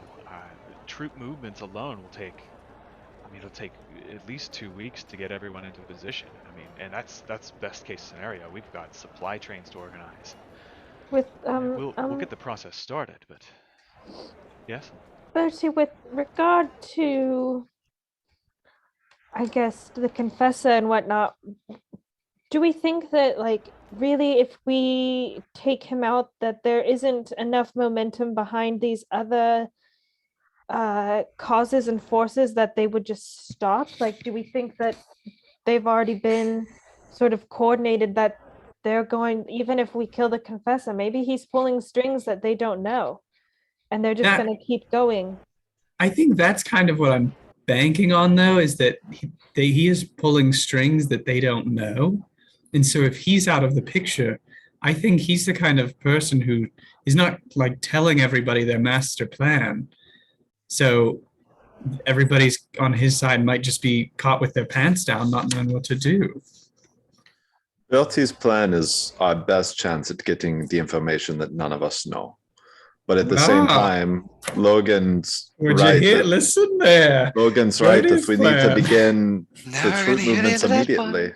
If all this is accurate, it's going to take us far too long to respond to the enemy. Even if Belty's plan goes well, we're in deep shit.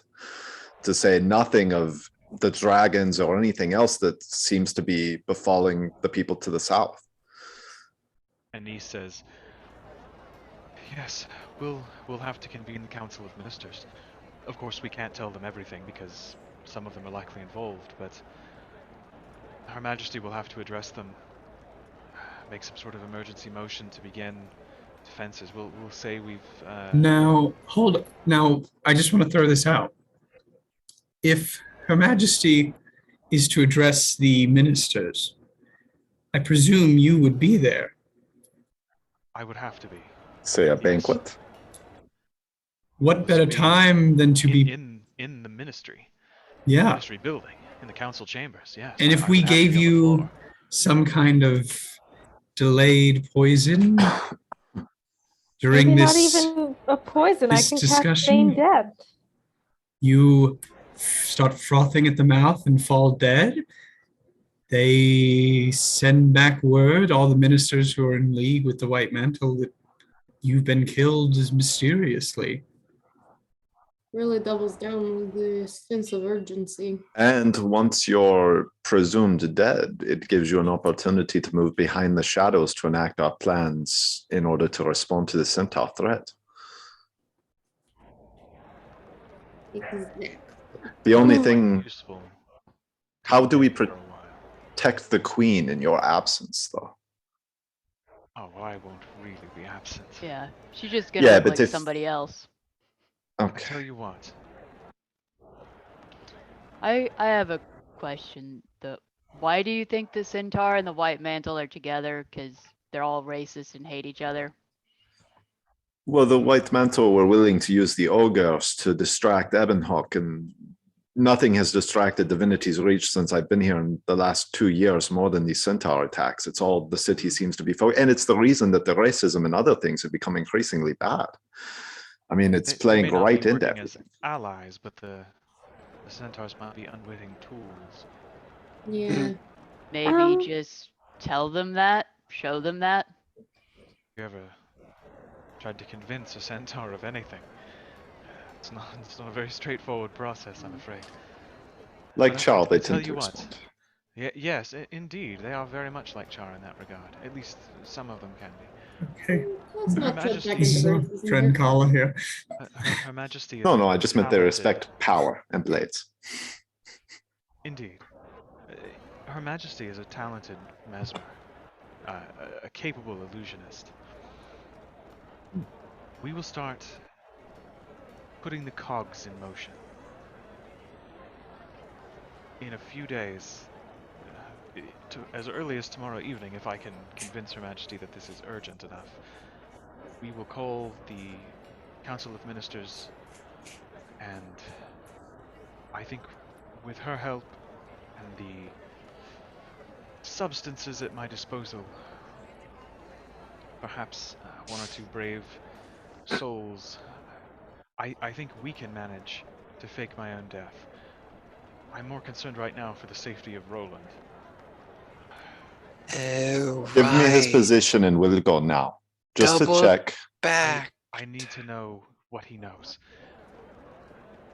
She reaches into her bodice again and pulls out that silver bell, rings it, and again, like it's a tiny little bell, Get but even then, like booby bell. it's not as loud as a metallic object should be. It's almost like it's ringing from another room. Hmm. She rings it and waits a moment and just says, Marjorie, forgive me. Contact Harker and Murray. Tell them to close on Goodkin's camp. Find it and wait there. I'm sending reinforcements. Who's going? So we may not need that whole fake death thing. It would be useful to be dead for a few days, at the very least. It's a great idea. But also, don't we still need to Okay. fake? Thank you. I have a lot of other good ideas too, actually. Well, Don't he we still does, need to but fake her for a death different so we can get close to the confessor. I think I can take care of that for you. I'll have someone pose as your friend here. We'll make it a very public thing and maybe even have them arrested and break out or something. We'll make it very convincing. How many In order to move days? forward- How many days before the council that you would call? Because we'll need Bertie to not be visible once The this is earliest I said could to have it is transpire. tomorrow, if the Queen calls an emergency session. Otherwise, perhaps the day after. That should be okay. It sounds like we're gonna be out of town. If you Yeah, leave but- now, And the enemy you should nest. arrive at the Queen's Wood by midday tomorrow. The hunting lodge is on the eastern end, so it'll take another 2 or 3 hours on horseback to reach there.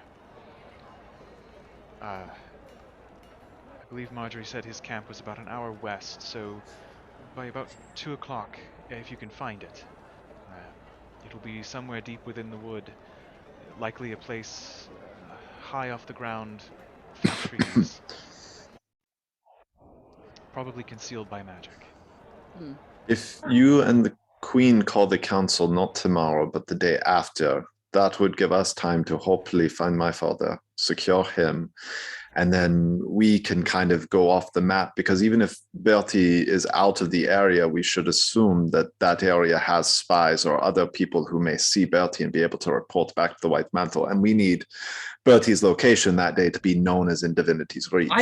I still think Anise is taking care of that, right? Well, right. she'll make it look like Bertie's there, but if Yeah. Bertie's spotted at the camp where we are, that becomes a problem that he's in two places at once. And I we're will going say- presumably Not a where the problem enemy if is. no one leaves the camp. I will Yeah. say I don't think I need to be spotted at your death. Again, like I think if you start foaming at the mouth and like keel over It dead, would be assumed. I think the confessor would assume that the guy he just told to kill you probably did the thing 3 days later. But then how are we going to get, if we're the I point can of work with like that. of we then need, are we ourselves going after the confessor, or Countess Anise with your forces going to keep up the Bertie ruse to go after the confessor yourselves? So Bill- Say if I don't hear back from you by the time an agent were to reach out, until I hear back from you, I can have someone impersonate Bertie around town in various locations. Be available should someone approach. They've got to be a good actor, for the record. Yeah, and they're gonna need business cards. oh here, take a business card. Well, actually they have the Yeah, Trollskull they 6 have- on it. I wouldn't take a business card. It's all right. Do you have a business card? I have the most capable agents. Well, if you need to get a hold of us though, if you need to, and I'll just. Oh yes, I do. You handed. Oh, great, good. There's an Make sure. Incidentally, you might take care in handing these out. If someone has something that belongs to you, it makes it a little easier to scry on you. Oh, Indeed, it does. they can't right now. I do have an amulet on, necklace actually. on, Yeah. Ah, You know, how good would it be if that's your weapon? Your What fucking if that- Again, what if that is well, the genius? They've been scrying on us this whole time We- through Bertie's cards. we all have an Achilles heel, I'm afraid, and mine is branding. Turns out they could call the entire time. I will say, Ryan, you dastardly boy. We build our own I destruction. didn't tell you to hand out cards to every person you meet. Only the good guys, you'd think. I'm really glad you did. So, okay, so hold on here. Cards Let with me. no real contact information that no one would keep on their person, and often end up in the waste paper basket for other people to take. Ugh. So, like one of the most expensive leaks in my inventory. literally tear down Anyways, We so call love those it. knives in DM speak. When a player hands you a knife, it's just like, thank you. yummy. What now? so Masterful. we're gonna go to the Queenwood and look for what happened to Galitar's dad. You all are gonna call an emergency meeting of the ministers, and you are going to fake your own death. At which point the confessor will presume that I have completed my task and send somebody or contact me somehow, except I'll be in the Queenswood.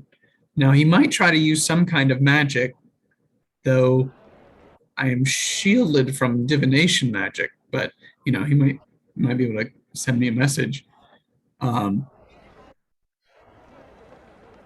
So I fail to see where the body double comes into play here.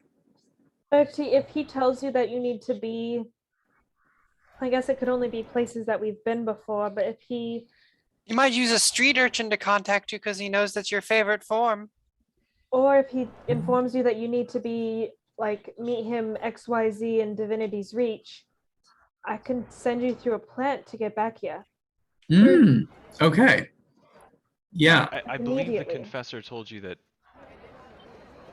once his informants confirm that you have done the deed, one of his servants would reach out and contact you. Mm-hmm. And so she's thinking if she's gonna fake her death on a Monday, Gotcha. then like Tuesday, Wednesday, Thursday, she'll have someone like you running around town if you're not back yet, so that if someone comes looking for you, they find you. Yeah. Gotcha. Okay. Well, here, I kind of reach behind into my pack and pull out two or three. Well, no, two ascots. I'm like, you'll need these for anything convincing. Make sure your person uses the phrase Big Jim says, talks about street children a lot, so street use, It takes way and too also many talks about baths. themselves. Yeah, it takes way too many back. Wears a robe that shows far more than a robe should ever show. Like, what's the point of even wearing clothing at that point? Your concern is utterly misplaced. We have an entire dossier on each of you. Wait a minute. Let's talk about privacy for a minute. Don't forget the bundle of sage either. I always have one on hand. I'm more interested in what Brina's might say. Trademark. I want to Absolutely. circle back to the dossier, but also, Bertie, didn't you tell the confessor your name was Bobby? I did. You Yeah, said that- so we're great. Wait, do you have that in his I dossier? think he knew who you were anyway, though. Well, right? yeah, but you know. But did He you knew I already was- know? He knew who you were because he said you're one of those adventurers from my Yeah. March. Right. Yeah. Yes. Yeah, he but knew who I was. If you're going through an evil rebrand kind of corruption arc, I don't know. I don't want to ruin your new name or anything. Yeah, but didn't we get those dossiers? Because I've done No. some. It's like Freedom of Information Act, right? Yeah, I'm going to file a FOIA. Unfortunately not. No, those are properties of the Crichton Crown. We keep dossiers on any important Inquisitor asset Bobby. that we discover. You That think is I'm simul- important? That is simultaneously sweet and creepy. So, Collecting intelligence is our primary objective. Anything to keep the Crichton throne safe. I don't know okay. why you're all worried about it. I'm a little concerned because if she has dossiers and people in the ministry have been infiltrating the government of Divinity's Ministry Reach. does not have access to my dossiers. Yeah, but so quick question then. How would somebody find out the identity of my father? Where would you have kept that information, or how would someone, would you think, perhaps be able to deduce such things? Because if they could do that, could they not potentially access other secret information you keep? I don't keep any It would be secrets. So. extraordinarily difficult. They would have to impersonate someone on an astounding level. It is possible to observe people, you know, track them, watch them, and discover if they slip up and don't cover the tracks properly. We are experts at not being caught, but we take such precautions because our enemies are also very skilled sometimes. It seems in this case, somehow. Is there any reason to think this could be an inside job? It's certainly no one from inside the Shining Blade. Our entire purpose, since our founding, has been to combat the enemies of Kryta, specifically the White Mantle cult. No Shining Blade would ever turn against our own, much Can I less in insight service check of the that? White Mantle. Mm-hmm. Like, how Except for confident Marjorie. is- It's been Marjorie the whole time. She was really sick of hearing a silver bell every waking minute. It rings in my head so loud. Hey, nobody can insight check this woman. God damn. She's tough. She's adamant. Count. Oh, go ahead, Brina. Sorry. Well, I was just going to say, and I'm not saying this in a way to make you feel guilty because it's not our fault or anything, but if the confessor knew about us and had insight on who we were and what we did, there's a possibility that he was able to track down Roland based on your movements and Right. our movements. Yeah. That's what I was That's thinking. true. He's just been watching all your families. Yeah, which is not cool. Hmm, Logan With says, the dossier. that's an interesting thought. You know, if you guys were I all would do it. involved with Minister Zaymon, if he was connected, it wouldn't surprise me at all if they've been trying to keep tabs on all of you. Hmm. Not good. Yeah, no sorry. Is there You should- anywhere that we could all possibly get access to anti-divination? That would be cool. The Countess says, unfortunately, most of my agents rely on secrecy, not being detected. Those sorts of trinkets are not especially rare, but they are rather expensive, and we don't keep a stockpile of them, unfortunately. Countess, one of the places that I wrote down for you on that piece of parchment was told to us by the people that we had killed, that was a place where our servants of the Shining Blade had been captured, interrogated, taken. Not recently, but in the past. Would those people potentially, I know that surely they, with their training, may not have succumbed, but if we're dealing with an enemy that's every bit as capable as you are, there's no reason to think that they may not have been able to weasel something out of them. Is there anything those people could have known that would put us in additional danger? Who is it you're asking about? The person mentioned that at the Bastion of Penitence that they had been interrogating prisoners and that they had caught like they had gotten Shining Blade, meddlesome agents of the Shining Blade, not recently though, were captured by the Confessor. Okay. Was how Oliver answered whatever the fifth question we asked was. I didn't write that part down. But. She says, unfortunately, it is a reality in our line of work that sometimes agents give their life in service to the Crichton Throne. Agents have disappeared and failed to report in on various missions, though none directly associated with the White Mantle. If someone was captured, I'm certain they could be interrogated viciously enough to produce some information. We are only human after all. When was the last time you lost an agent mysteriously?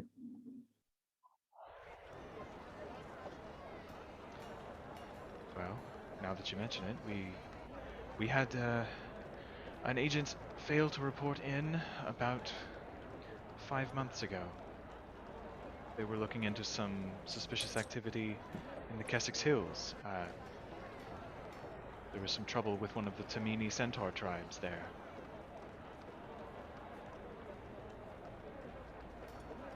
And there's no speculation or idea of what could have happened? Like they're just gone? Well, they managed to eliminate one of the more powerful Centaur shaman. He had devastated some of the nearby settlements. Our operative was successful in taking them out, but after that, they were on their way home, one would assume, and they just never reported in. We sent agents to try and uncover their trail, and they were unsuccessful, unfortunately. Ryan, do we know if the Kessex Hills is anywhere near the Queensland or Queenswood? So the Kessex Hills region is south of Divinity's Reach and kind of northeast a little bit of the Caledon Forest, where you're from. Okay. So it's kind of between Central Kryta and your region. To the west of the Kessex Hills is the Brisbane Wildlands. So that would line up with would be northeast of Kessex Hills. Okay, but that would all kind of line up with like the regions that we think they're in, or the White Mantle are in. I believe some piece of intelligence you gathered said something about where the supplies, the siege supplies, were being stored, being in the Kessex Hills. Yes, they said where the siege engines Zaymon was piling, they responded Inquisitor did that they're in the Kessex Hills. So yeah, it matches up. Wow, this has been a very informative session. Shit tracks, yo. Logan just Where says, should we go first? To find Roland. To get Roland, well- he's in deep shit. I don't have any like family, but maybe it'll be worth to check in on everybody else's family. Also a good call, Colin. If Mine are somebody's fine. been watching us. Yeah, probably. Bernie's like, fuck them. Let them get like, The White Mantle likes your Yeah, family. I don't have that kind of luck, unfortunately. In case you didn't know, Bertie's mom is the confessor, so. There we are. Logan There's leans their- forward and says, anything you need that I have is yours. I can give you fresh horses. Make your I journey glance a at little Brina. faster. little Bobby, it's me, the confessor. Brina's like, how about that pussy, baby? Give me. No, I just have a schoolgirl crush on Captain Thackeray and your dad. At this point, Anise and Logan are like going over maps and times and papers, and Logan just Read- says so- whatever supplies you might need. If he has them, they're yours. Yeah, and do you- we need any horses. water skins? I think we have plenty. Didn't we take like an additional bunch from the place we just? So fucking many ones. Do you have any I'm a little light on the normal amount of grenades that I carry. Do you all keep grenades around, or? I don't think unfortunately. humans have those. I've heard of It's like the a- Char siege weaponry, but no, unfortunately, things are kind of contraband in Divinity's reach. Would you have any potions or anything we might be able to use? Potions of grenades? Even if they're just basic potions of healing? I can probably scrounge up a couple of those for you if you like. If you could get us those and the horses to help us travel faster and mark on my map where Roland is, we could head out. We also will need Sounds a nice possible. bottle of wine. Also, could you, is there any way you could find a, Oh, my fella's well, life's this on the would be a line. moot point. Never mind, that's, no, A I'm what? going to ask for it. I need, what's it called? Oh, a chalice that's worth 1,000 gold? No, we You got have that. one. We We got have that. one. Yeah, we From found one. the, We did find one, that's right. Grand Yeah. place, Gem yeah. encrusted bowl from the mine. Worth 1,000 gold pieces. Never mind, we're good We do there. have one. We have Yeah. Sweet. Absolutely. And I have a couple of horses, a pair of stallions, pretty large for some of our heavy armored folks. Right. You two should be good there. He looks at Colin. Okay. Rena. Could I leave this set of plate armor here?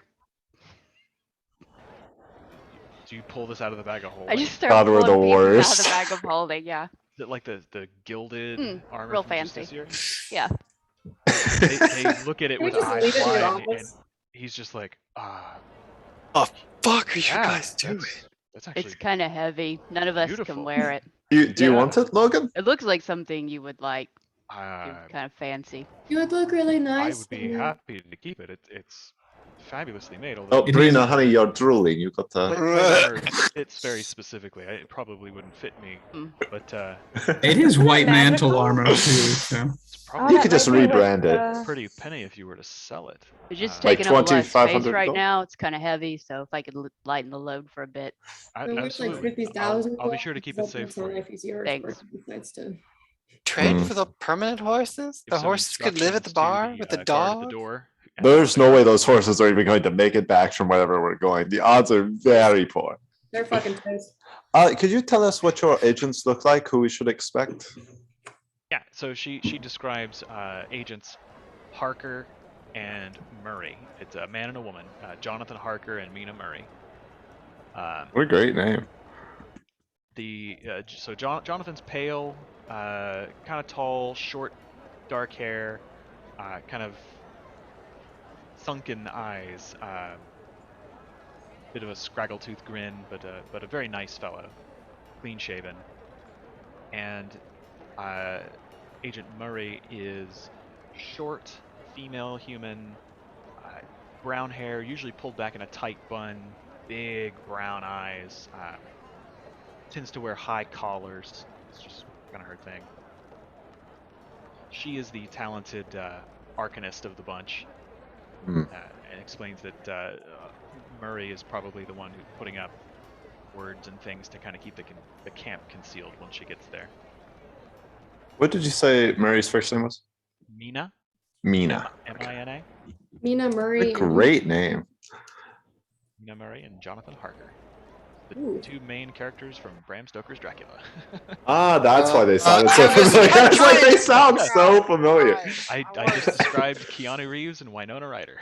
Hey. No wonder she sounded so beautiful. Secret Okay. DM tip.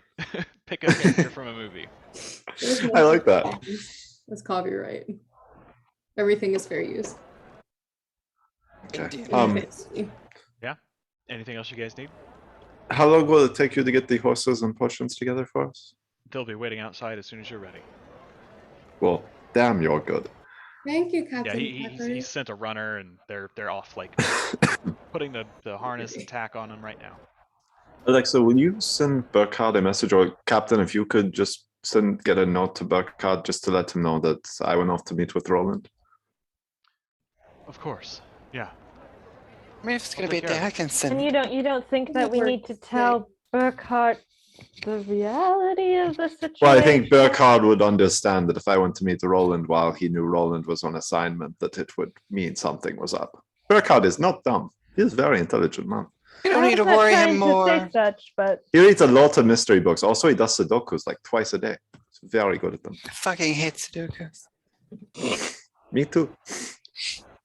You should see the Divinity Reach crossword too. That thing is massive. I'd rather do a crossword than a Sudoku. I find math easier. Okay. Is there anything else anybody wants to do before we head out? Yeah. If you need anything from town, now's the time. Bertie, was there anything God. for your plan that you wanted or anything you need? Oh, do we sorry. Did we have an update on the health potions? Like, did she get us any? Two basic health potions. Perfect. I just want to Better say, before we go in with the whole body double thing, and I know you said we have a dossier, but so help me God, if I hear one word that Bertie the Bard was seen dressed like garbage, I will raise this town. Okay? Just so we're clear on that. I told you, Yes. darling. Our dossiers are exquisitely detailed. Okay. And All as right. a fellow fashionista, I would never do you wrong. You must trust me. I know. I am sensitive about these things. I have curated this vibe for so long. And I know it's for the good of the Understood. queen and all that shit, but all right, let's go. Bertie's walking out the door. Yeah, as you guys exit the building, there are 6 large steeds. A couple of them are slightly smaller for Bertie and Alexa. There's just like one miniature pony for the Now, there's still horses. I will say, as Bertie leaves, his appearance changes and he looks like Mortimer now. Oh no. Yeah, he is same, like, you know, kind of Good fairly Zoe plain Lannister. robes. Yeah, Gotta love it. but it's fairly plain robes. Looks like Mortimer. We Hey, hired a Ryan. mercenary. With Galitar's like research background feature thing where he would like knows if he doesn't know information where he could generally find it, is there anywhere he could think of that would be worth either looking into or having somebody look into in terms of like figuring out more information about geographical areas that would fit the descriptions that we know of about the bastion, or anything like that, or anything that might give us deeper insights into like what the, I guess, White Mantle was doing back when they were originally founded, like if they had any holdouts or areas that were discovered anywhere that matches the locations we're looking for? I would say that you, with your background feature, you would know 2 pieces of information. The first being that if you just need knowledge or source books about the original rise and time of the White Mantle. Much of that was destroyed, and Lion's Arch flooded as Zaitan and ore rose from the sea. Anything remaining would probably be in. Honestly, it'd probably be in possession of the Shining Blade. Okay. They would be the keepers of lore about their ancient enemies. As far as details about that region of the world, probably also not White Mantle, but Shining Blade. They would have accounts from the beginning of their order and about the initial conflict between the two, which largely took place to the west, not necessarily in the region you're looking for, but a little further south, kind of in the headwaters of the Maguma region, and like the Kessex Hills and places like that. But if any surviving information is there, it's probably in the possession of the Shining Blade. Okay. Crown. Before we leave, I'll ask Countess Anise if upon our return I could look through any documents if she could have them put together. She puts her hand on your shoulder and says, "If we can get through this, I'll help you look myself." Perfect. Well, here's to hoping we don't die. Here's. She downs what's left of her drink. Or hoping you do die, but only pretend. I love Brina so much. Good hunting. Oh, I will ask, actually, whatever you're gonna use, like you said you have access to venoms, serums that can make you seem dead for a period of time. Can I get one of those? It'll take me a moment. Yeah, no, you take your time. We'll get it on the way back. Oh, But that seems useful. I prefer poisons that actually make people dead. Bertie, I can cast Feign Death. But it does. I wouldn't give the visceralness of watching somebody foam and maybe blood spew from their eyes, and as they collapse and fall and writhe, Bertie, I would have just assumed that you were a talented enough actor to make that look like it on your own. Oh. Alas, not everyone is as talented as I. So somebody else needs to feign death. Okay. So can we get going? Not to sound a little panicked here, but I'd like to get on. Are you going. panicking? A little bit. Oh, okay. Mount your horses. Make your way out of the city.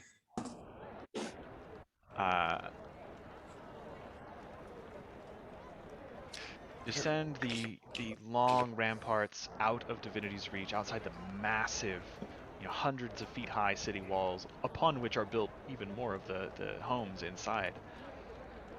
You make your way out through some rural villages as the sun begins to near the horizon. And it's about midday when you got there and finished all this. It takes about a day to get out. So for hard travel,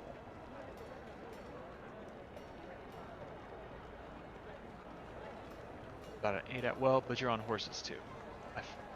Well, although you can't, yeah. Sorry, I'm trying to remember how travel works in D&D. So you'll probably have to make camp at some point. Following the roads, the sun goes down, it gets dark, and you're still following roads. You have an idea. Countess Anise would have shown you on a map where the Queenswood was and about where you're kind of headed, because she knows where the hunting lodge is. It's not a hidden location. People know of it. People just call it like the Minister's Lodge.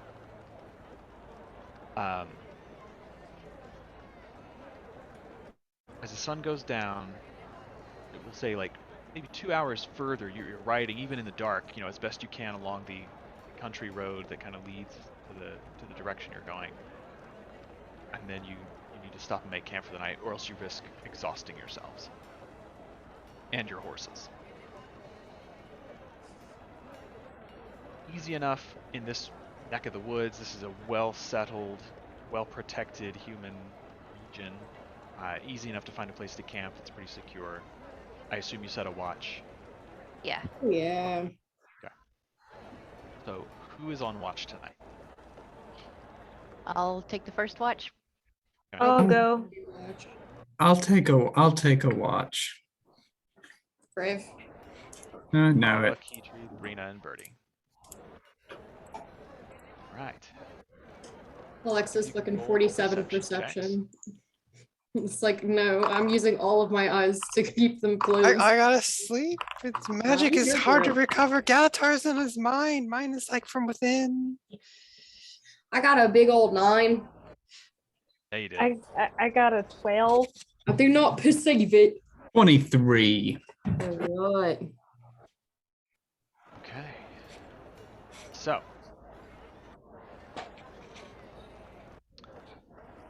Let's see. First night camping on the road to the Queenswood.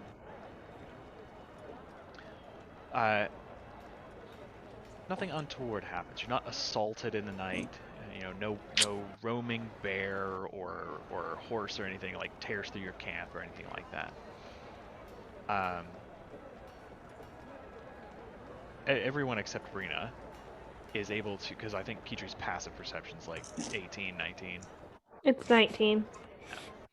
You guys all notice that even in the darkness of the night, the clouds kind of start to roll in, and there are signs that the next day it's going to be kind of gloomy, and you catch the scent of rain coming. So it's probably going to be a rainy day the following day. But other than that, nothing untoward. Brina, you just spend the night keeping watch and kind of humming to yourself and thinking about Logan and the abbess. And the knee. And that one girl at the bar with the big arms back in Ebonhawk. And there's a lot more. Reno just finds going everything down your hit beautiful. list. And Mortimer, for that matter. He's sweet. Just want to sop him up with a biscuit. Come on now. Reno's a lover and a fighter. She is a lover and a fighter. Before we would turn in for the evening, can I ask Alexa to send a message to my mother? Hey, Alexa, could you just let her know or just like check in with her? I don't think that the White Mantle gives a shit about me. But I don't know. What can I say? Galitar's papa's gone for now, and that makes me nervous. Could you just tell her I said hello, and if anything's weird, or if she's seen Halvar, or just like a hi? I will send Brina's mother a quick message and just say, Brina wanted me to check in and say how you all were doing and if anything has happened with Halvar, house, the mountains. Is it still snowy? Okay. She responds and just says that she hasn't heard from Halvar, but everything's fine. The lodge is warm, and they're persevering. The snows are coming in thick and fast at this time of year, but it's good. All seems well, Brina. Cool. Didn't think anything crazy, but you know. Thanks, Alexa. Give her a little kiss on the head. I've been like at a 75 degree angle. Right, so you wake the following morning, bright and early, have a hurried breakfast, kind of rushing things together.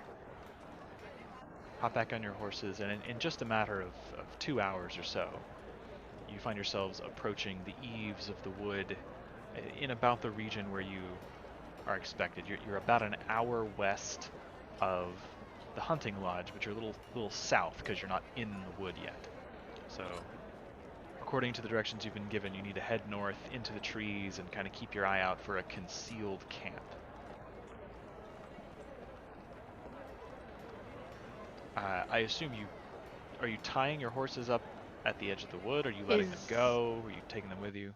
Is the wood too thick to take them through it? Probably. No, you can traverse with them.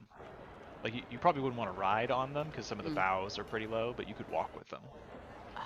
Did Logan say anything about just turn him loose when we got here? He didn't say anything. He was too We rushed. didn't ask. They got deep pockets. We can turn them loose. Let them graze. You know. Sad. We can probably just leave him tied up here and come back.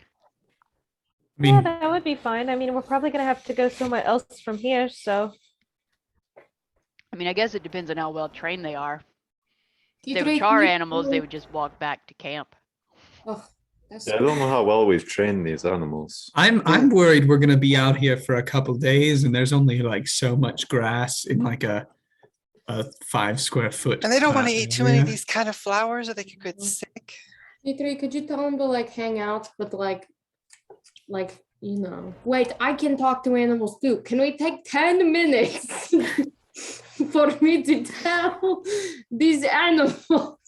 Just kidding. But T3, could you tell him to like hang out, or does it matter? I don't want to like kill them. I think I don't have speak with animals prepared. Don't worry, guys. I've got it covered. Is there not like a? We could say that I did for the sake of like, preparing spells for the day. And I can It just have doesn't speak matter. with animals. And then It doesn't matter. and I'll mark it off, but if Would there Ryan not allows be it, a stable at the hunting lodge? We can't get That's where the bad people are, though. So I don't think they're gonna let us use their stable. I mean, they're bad, but are I they don't think we're horse gonna murderers? Or we could just roll right in there and be like, Yeah. hey guys. I will And point then out start that blasting. the bridles and tack that your horses are currently using are emblazoned with the symbol of the Seraph. I think we Okay. should send them, just like I'm shoo 'em casting away. speak with animals. Yeah. Talk Yeah, to the we ponies. can allow that. Retcon our daily thing, whatever it is. Morning Um, ritual. Hi guys. So we have to go. We need to find some other people. But do you know how to get back to like where you came from, where your home is? They indicate yes. So if we take off, will you be okay? Are you gonna make it back? Should we attach a message to you? Should we, I don't know, you can't really take care of yourselves if we like, you'll be okay. All right. I'll pull out some scrap paper and write, if found, return to Logan Thackeray. Like, Okay. put a little piece on each Return one of 'em. to. Yeah. But You- stick we together, would- you guys. like, Stick together. I feel like people know where they belong. Penelope, take care of Charles. Delilah. Yeah. Sugar You gather plum. that they're not they're not overly sentient, like, as far as like find your way back to Divinity's Reach. It's more like find people, be safe, stay together. You're They gonna go up I-95 for about 30 minutes. You're gonna see the first Wendy's on the left. You're gonna want to turn they there. just start clip-clopping their way slowly back down the road the way they came. All right. Alright. So you make your way into left the bag on them. Oh shit, my pack! Damn it. It'll be fine. So do we want to I don't know, how are we trying to play this? We're just looking for the It's- tent, yeah. right? We're looking It's for your a camp. dad, right? What is Well, I it? guess, so I didn't have my headphones in for a minute. Were we at like the hunting lodge? Or are we at where their tent was supposed to be? You're at Where the are we? eaves of the forest. You Uh-huh. have about Yeah. you're about an hour west of the lodge, but you're not under the eaves of the wood yet, and you're looking for his camp, which is supposedly somewhere to the north of you. Okay. So we don't need to be sneaky right now. We're just We're good. looking for a tent. The camp. Sneaky would probably be good. just in case. Okay. But we're looking for a camp.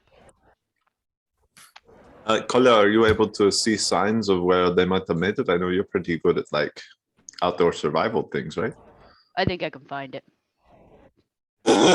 Everybody makes stealth checks. Can I cast Pass Without Trace? You Yeah, sure it can. lasts for an hour, so yeah. Hold on, I gotta Almighty. switch my. Nah, 40. 20 Oh, stealth roll. Come on. God. Come on. Oh, that's not bad actually. 43. 43. What? So all of you can add plus Does that make 10. up for everybody else's shitty ass rolls? Come on. Four. Jesus, Kala. So that's a 24 for me. 15 is the lowest with me. And could I Yeah, I rolled 18, I guess. could I assist Kala Also- on that survival roll to look for the camp? Yeah. Yeah, Kala, if you want to make a survival check with Okay. advantage. Hey Ryan, do you still have that world map thing? Could we be like on the world map so we could see? Well, the forest is not actually on the map. And Oh, okay. currently have that in Foundry. Oh, that's okay. I just didn't know if you had it or not. And I was trying to like all the times you've been talking, I've been trying to keep track of where places are, but I'm naturally bad at geography, so it's not working out well in my head. It's all good. It's all good. I will try before we leave to put a map up for you guys so you can see. Okay. Thank you. I'm geography challenged. 26. Okay. So yeah, Keytree can feel Pass Without a Trace is kind of coming to its natural end. It's about 45 minutes of trekking through this wood, and you are able to kind of pick up the signs of many booted feet passing to and fro from east to west. You follow them just a little ways west for about 5 minutes of walking, and you find a dense copse of trees on a small rise. And as you approach, there is a sudden rustle from the leaves, and a tall, dark-haired, pale-skinned gentleman steps out, crossbow in hand, pointed at you, and says, "Hold there. Who are you, and what's your business here?" Are you Keanu Reeves?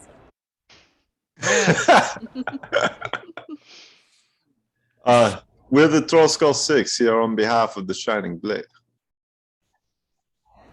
Horsemen's Murray.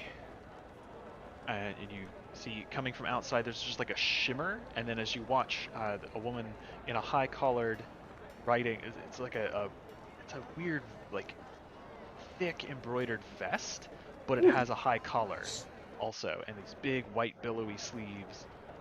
Well, I think Galitar might be in love. Have some good Brown hair like pulled vest. into a tight bun, kind of severe angled features, dark eyes. As she walks out from the trees themselves shimmer, and you realize this place is kind of encased in an illusion. And now that you've seen her walk through it, it goes kind of semi-transparent. You see there's no real tent, but there are some natural branches and things that have been gathered up to make shelters, and it's a very well hidden camp anyway. But in addition to the illusion, it's quite good. And she just says, "Oh, I'm glad you could make it. I'm Agent Murray. This is Agent Harker. Countess told us you were coming. We haven't heard from Agent Goodkin yet. It seems like there were more than just him. If you look at these footprints here," and she points to you and Brina, Kala, because you were in the front and they watched you track the footprints up here. It seems like there were several feet. Different people came and went. It's fairly recent, but we only just arrived a few hours ago. Do you think does it look like he was taken, or does it look like they all just like multiple sets of footprints leaving? And As far as I can tell, it looks like everyone walked back to the east. My assumption is they went back to the lodge. Okay. Well, how long have you all been here? Since yesterday evening? Pushed on through the night, unfortunately. We're rather tired. We've been here since just before sunup. Okay. No signs of a struggle in the camp. A bit, but no evidence of blood spilled. Seems everyone's intact. Bit of a ruckus. Things were overturned, branches broken, things of that nature. Yeah. It's hard to believe my father would go down though without spilling a little enemy blood if he was truly in danger. Well, yes, Roland is a capable fighter. I've known him for a little while. He's quite skilled with the blade, but he may have tried to reason his way out or convince them through subtle deception. It's hard to tell. He's a capable agent. Indeed. What can you tell us about the hunting lodge? Do you all know much about the surrounding area or anything we should be aware of if we're going to investigate? I know it's owned by several wealthy merchants and that much of the nobility are permitted to come here from time to time. They pay a sort of rental fee, and they come to hunt the wild game in the preserve and make merry in private as best they can, kind of get away from the peasantry. The lodge itself is one great building. It has an upper story where the private rooms are located. I know there's a small cellar, and there's a stable on the exterior. 2 large doors on the front, small door in the rear. There's a well in the back where they draw fresh water. Aside from that, nothing in particular. Roland was the one assigned to look into this. We've been investigating villages surrounding the wood lately. Yeah. Okay. Do you all need to rest here? We could go ahead. She kind of looks over and Harker nods, takes over and says, "Yes, that would be good. We're exhausted. But we can watch the camp. We'll make sure no one else finds it, and if you need to beat a hasty retreat, we'll be here to provide what relief we can." That would be great. Thank you. It's about an hour's journey that way. Now, if you just follow the tracks, it's a fairly easy game trail to follow. It should lead you right to their front door. Okay. Thank you very much. Yeah, when you all were surveying the towns, did you find anything of note? Not really. Petty crime, for the most part, if any. It's mostly rural folks out here. Good-hearted, but, rustic, country folk. Yeah, they don't know how to do real crime. Not like Bertie. He's a street boy. Anyway. What's up? Name's Birdie. I'm kind of like the bad boy of the group, so. But also, yes. You see, like, Murray scrunches her eyes at you. Oh, this is good work. It took me a moment. Oh, he's probably. I don't think he'd be disguised outside of the city. Okay. Oh. Noted. Yeah, like as soon as they got like more into the woods, because he can't keep it up forever. Like he's only got like 8 hours. So if they're traveling for like over a day, no, as soon as they're out of like the city, okay, he's probably normal. But he's still got his. You're the bad boy of the group. She just gives you a look like. Okay. Yeah. So. Well, I mean, there's not much competition, and I just point at Galitar. Galitar's just off picking daisies. I don't. What? Galitar's picking his actual nose. What? Well, good luck. We'll be here. Thank you. We'll be off then. Bertie, I know you can disguise long, but did you want to disguise yourself or do something so that you can take the lead when we get to the hunting lodge if we are going to talk? Like you all know, I wasn't planning on accepting this offer, right? Like the jig might kind of be up after we like storm into this place. Well, but that's what I'm saying. Like, if you disguise yourself so that you're not you while you're currently in Divinity's Reach killing Anise, at least while we're talking to the people at the hunting lodge, if we talk with anybody. Are we talking? So we think. Oh, you think? Oh, yeah. No, I can disguise myself. I don't think you're really going to kill Anise or us or my father. I mean, I'm concerned that you keep bringing that up. It makes me think it's something you've been thinking about a lot. Well, No, I mean, I was under the assumption that like bad shit has happened at the lodge. Yeah. Like, I don't know how much discussion and negotiation will be happening. I don't know there will be much. I feel like Okay, this is yeah. a kill everyone scenario. Yeah, I mean, Oh, only need to survivors. disguise myself if we plan on leaving survivors, right? Yeah. Yeah, but Right, if if Roland talked they see your his... face, it doesn't matter if they don't live. So long as Yeah. they die quick, you know, because if Yeah. they send a message, you know. Yeah, I mean, we could just be like if you've seen my face, you're done for the day kind of rule. Yeah, it's a good one. Again. Sorry, it's the It's fate not- of the Empire. It's true that this was that kind of mission, but also I did zone out a little bit looking at Captain Thackeray. So Yeah. Sure. And that was like nearly 24 hours Agent ago. Murray So just goes, it happens. Love it. I think that it'd be good to be sneaky, but if Roland was able to talk his way out of a fight, you may be able to talk your way in. into a fight. I will. I was thinking into the lodge, but sure, into the fight. fight. I did not specify the noun. That is on me. I do apologize. I will go ahead and I'll go ahead and disguise myself. Just kind of nondescript. Kind of Suppose I got should do a quick copper check as skin well. and black hair that's like pulled up into a bun, and he's got a hood on that's like kind of covers most of his face. And just like Ooh, really see how sexy. edgy. It's like super sexy. Yeah. Ooh. Really sexy. I'll do a quick Like 10 out of see 10 total, invisibility yeah. too. Like incredibly Beneath sexy. the though. disguise, are you wearing the mask? Yeah, it's through the mask of many faces. Yeah, So yeah. it's he kind of Yeah, so pulls this underneath mask the on and illusion, you have this disfigured white mask. yeah. Kind of spooky Gross. looking, yeah. As you do that, Agent Murray looks over and goes, "Oh, well done. Yeah, like I said, I'm kind of the bad boy of the group. So Noted." Yeah. Actually, She's bad she at a pulls lot out of little, things. Little handbook and starts to write a note. Oh, that's going in your dossier. Permanent They come back to the dossier. bard's mouth, quote, I'm the bad boy of the group.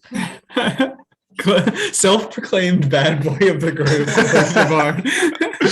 guys head make a east PowerPoint. following the trail. Yeah. Yeah. Oh, I do the see invisibility. Do I see anything here while we stand in the camp? I really hope those dossiers include like Anissa's personal little commentary on everybody. Yeah. You guys watch as Alexa, makes her gestures and starts to look around. Make a perception check for me. Galitar codename Bookworm. Galitar, codename P 22. Journal. Forgot about that. You honestly, like, you start looking with your eyes, and then you realize you seeing through the back of your robe, through one of the eyes on your robe, hovering about 5 feet behind Galitar, is a scrying sensor. Hello. I Well, see the jig is up, guys. Like, Galitar, they do like you a lot, unfortunately. Okay, we kill everybody. I'm pretty not happy. I guess we have to kill them all now. Hi, and I wave Well, at it. so would I You know don't know enough? who it is, though, right? Galitar will wink at the sensor and then kind of cast a spell magic. Actually, Galitar, make a wisdom Ooh. saving throw. Oh, yay. I'm gonna use my See if it special goes through. dice.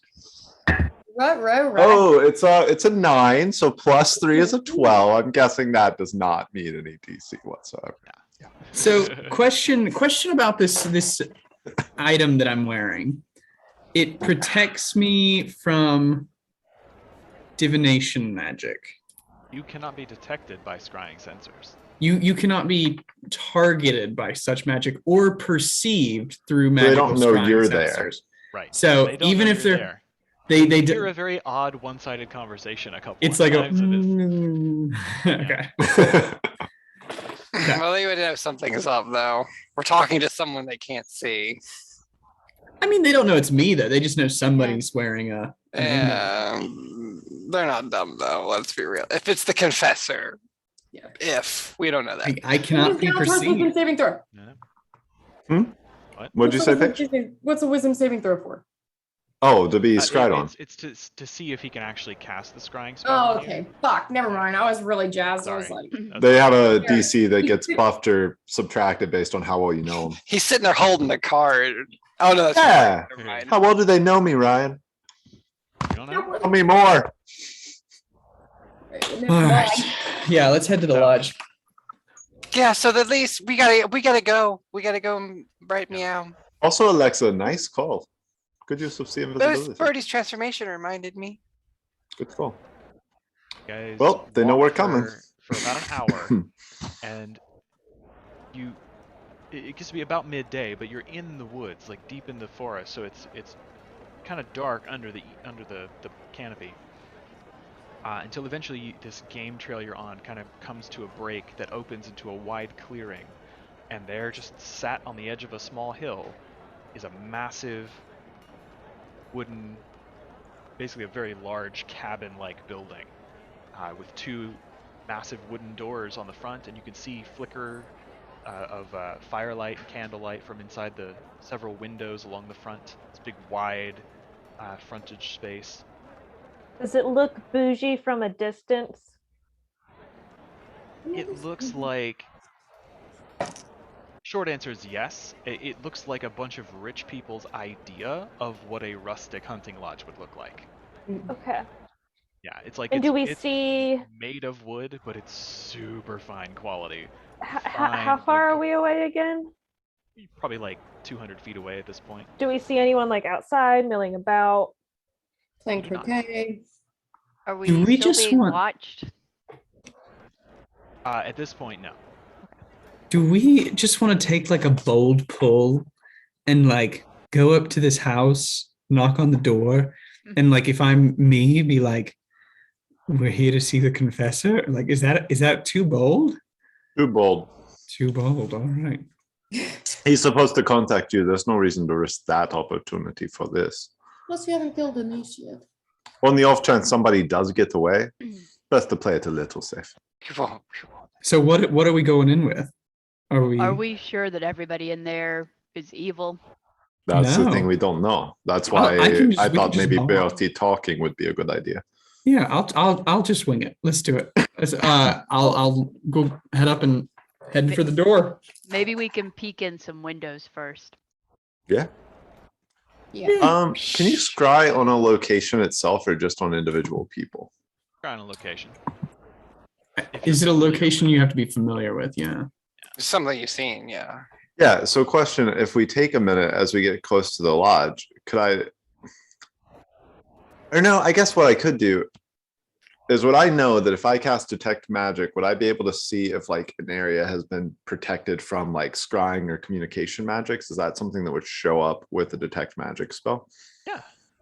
Okay. Yeah, if there's like an arcane ward present, yeah, especially if it's from a spell, sure. Then as we get within like 30 feet of the structure, I'll cast Detect Magic to see if there is some sort of barrier that would indicate maybe this is the place Roland is being held for sure. Okay. Yeah, so as you get closer to this building, within about 30 feet, Galitar casts this spell, and there is a brief shimmer before your eyes, and several of your companions kind of light up with arcane auras, but looking at the building, nothing. Cool. Okay. Cool. Good. So the building Great. itself is not. Okay. So it's not to say he couldn't be in here potentially. It's just he's not. The building itself is not. Well, yeah. Let's hope he's not in here then. There is apparently nothing magic within 30-foot radius of you right now. Yeah. So there could just be a, magic proof cellar. I don't know. Maybe they keep their wine safe. Maybe. That's right. Okay. So I think that stays up in 10 minutes? An hour? How long is that? I think. Yeah, I think 10 minutes. 10 minutes. Do you just walk in the front door? Are we all Well, going? I was gonna try to peek in some windows. I was about to first. say, I think Kala was going to give us a little recon. Okay, so as Kala approaches the building, because there are 2 or 3 windows on either side of these doors down the long front side of this building. So do the rest of you hang back? Do you go approach the doors but wait? Kind of hang back while Paint a Kala. picture for me. Yeah, I'm maybe hang back while Kala kind of gives a little peekaboo. Is it like in? Is it obscured any in the forest? Is it in the middle of this clearing? No, there's a pretty wide area around it. Like there are a couple of pretty good sized trees near the Okay. building and some bushes every now and then, but generally it's kind of a cleared out area. I'll stay 120 feet from her, since if she goes invisible, I can then see invisible and still send her a message.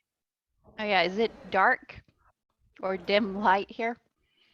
Oh, does it break if you go into bright light? So the area you're in outside is dim light because it's kind of dark under the forest canopy. There's light coming from the windows. Like there are candles and firelight from inside. You can see them flickering. And so as you walk up to the window, there are 3 windows on either side, about 5 feet apart down this long front. You go and look in one. Do you go to the left or to the right of the doors? I'll go to the right. Okay. You look in, and immediately in front of the window is an empty circular table. Big dude. A couple of candles clustered in the middle, giving off light. You see a couple of other tables also empty directly in front of it. About 20, 25 feet away, just in front of you, on the opposite side of a large room, is a bar, and a man in an apron stands behind it, cleaning out a mug, taking a look at it, polishing it up a little bit, turns, grabs another, places that one, starts cleaning it. Kill him. Kind of look to the left and to the right. You can see a couple more tables in either direction. It looks like there are a couple of people sitting off to your right. It's kind of hard to see from this angle. And you can see to your left, on the far left side of the room, is a big bright fireplace on a raised wooden platform. And there is a woman sitting on a chair on that platform, sort of leaned over, footsing with something at her feet. You can't quite tell what. The window's not perfectly clear, but that's what you see. Okay, can I go around to the side of the building? Are there Yeah. second story windows? So as you look up, there are a couple. Yeah. How high up are they? The windows themselves are about like 13, 14 feet up. Okay, I'll use levitate to look in one. Okay. Yeah. So, yeah. Are you invisible? It's dim light. If it's dark enough. Yeah. But I guess if I levitate, that goes away. Oh, because you cast a spell. Yeah. Yeah, so you guys see Kala sort of shimmer into existence again as she starts to just kind of pull herself up gingerly as she is levitating. You look in one of these glass windows, and it's like a bedroom. It's small, fairly well appointed. You know, it's like nice quality stuff. It's kind of small, empty. All right, I'll go back to everyone else. Okay. It just looks like a normal tavern. I mean, kind of nice, but there's like a bartender, a woman on a stage, maybe. Or like torture devices, or like anybody screaming. Nope. Oh, Like people hanging out in a bar. Cully, do you see any of the footprints that you saw at the camp? Do you see any of those near here? Like, could you tell if they were consistent footprints? Did the trail come all the way here, or? Make a survival check. Can I See how give her well you guidance? affect that sort of thing. Not for this, because it would have been over the course of like an hour. Okay. So 21, yeah. So easily enough to see that the footprints here do in fact lead back to this location. Front door or? Front door, Yeah. oddly enough. Yeah, they just took him in the front door. Well, then I guess there that are places. makes sense. As you came into the clearing, you could see there are a lot of footprints. So it's not that it's a huge group, but like lots of traffic comes in and out. So it's kind of hard to get the exact chain of events, but they did lead back to here. Okay. Did we kill them all? They're all a bunch of racist bastards. Then I want to go ahead and do Mage Armor on myself. I'm going to go ahead and cast Gift of Alacrity on Brina. And then I'm going to cast Invisibility on myself. Wait, so we're not doing the talking At crowd this point, anymore? you It's all just hear. Marvel? Well, no, we are, but I'm prepping. At this Okay. point, you all Okay. hear a gentle sound through the windows.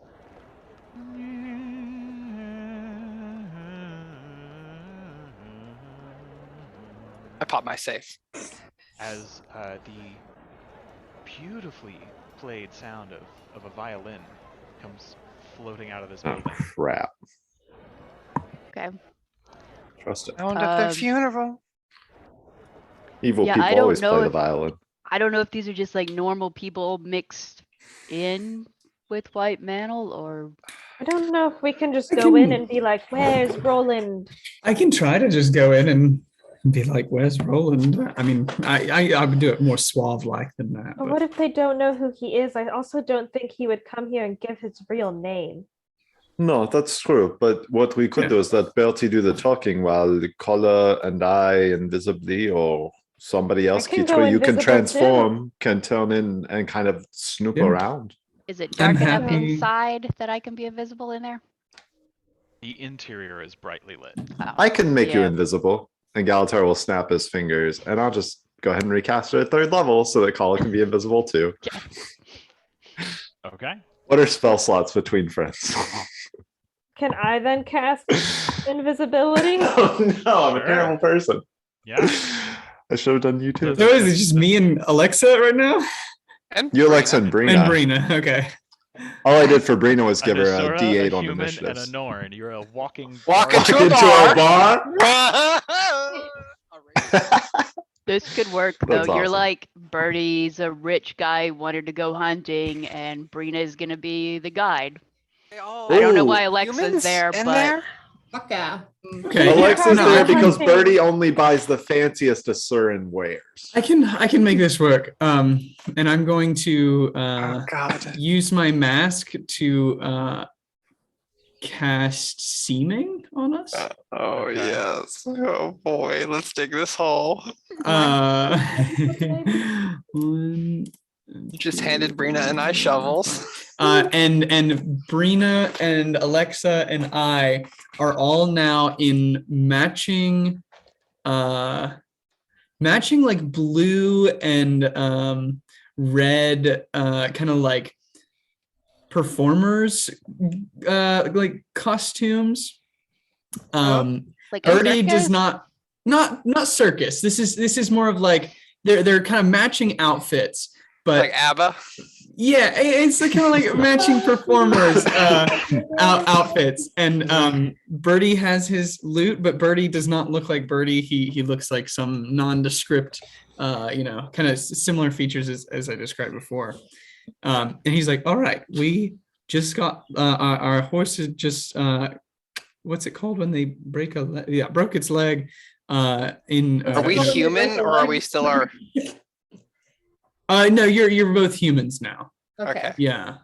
So 3 humans who look like a traveling music group.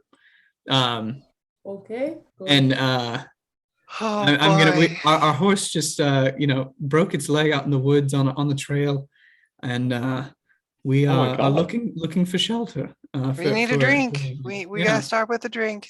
This is yeah. our son, little So, Alex. Let's see what we can see. The rest of you, try to sneak in and yeah. And then watch the shit Okay. show. You're gonna have to kind of hold the door open for a bit. I'll see what I can do on this guy. Don't worry about it. I might be able to get us even better. So who knows? Okay. I'll pop detect thoughts before we go in. On me? No, well, just I have it up. Okay. So I can use it on any of You're them. visible, so that's good. Yeah.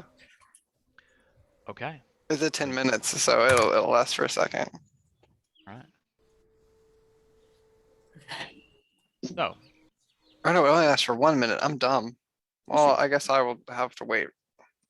you guys step into the lodge through these big oak and iron-bound doors. And you see, once Foundry loads doing? for you all, because Damn, about it's half big of you are as on the Oh, map. we're supposed to be Oh, on Foundry? hey. Oh no. I was so distracted by your voice and this beautiful Zoom music. So A big fucking lodge. Oh my yeah, gosh, this is Gigantic cool. lighting. massive tavern Wow. public room. Bearskin rug. You Guys, can is this see that what there is a Trollskull should be? enormous brown bear rug in front of you as you enter. You kind of have to step over it a little bit because the head is This a is little sexy. bit of a tripping hazard. Oh, that's an There attractive is woman. what looks like a door on the wall directly across from you, next to the bar, behind which stands a older looking gentleman, kind of salt and pepper hair, small close cropped goatee. There are 3 finely dressed young men to your right in a table in the corner, sort of laughing and carousing as you enter. Their conversation dies a little bit, but then one of them sort of lifts a glass to you and the other sort of laugh, and you can hear one of them say, "But no, I swear, the damn thing charged directly out of the forest, and what did I do? I braced myself, and I skewered that beast with the first try. They all say they'd never seen anything like it. I tell you, it was the greatest night ever."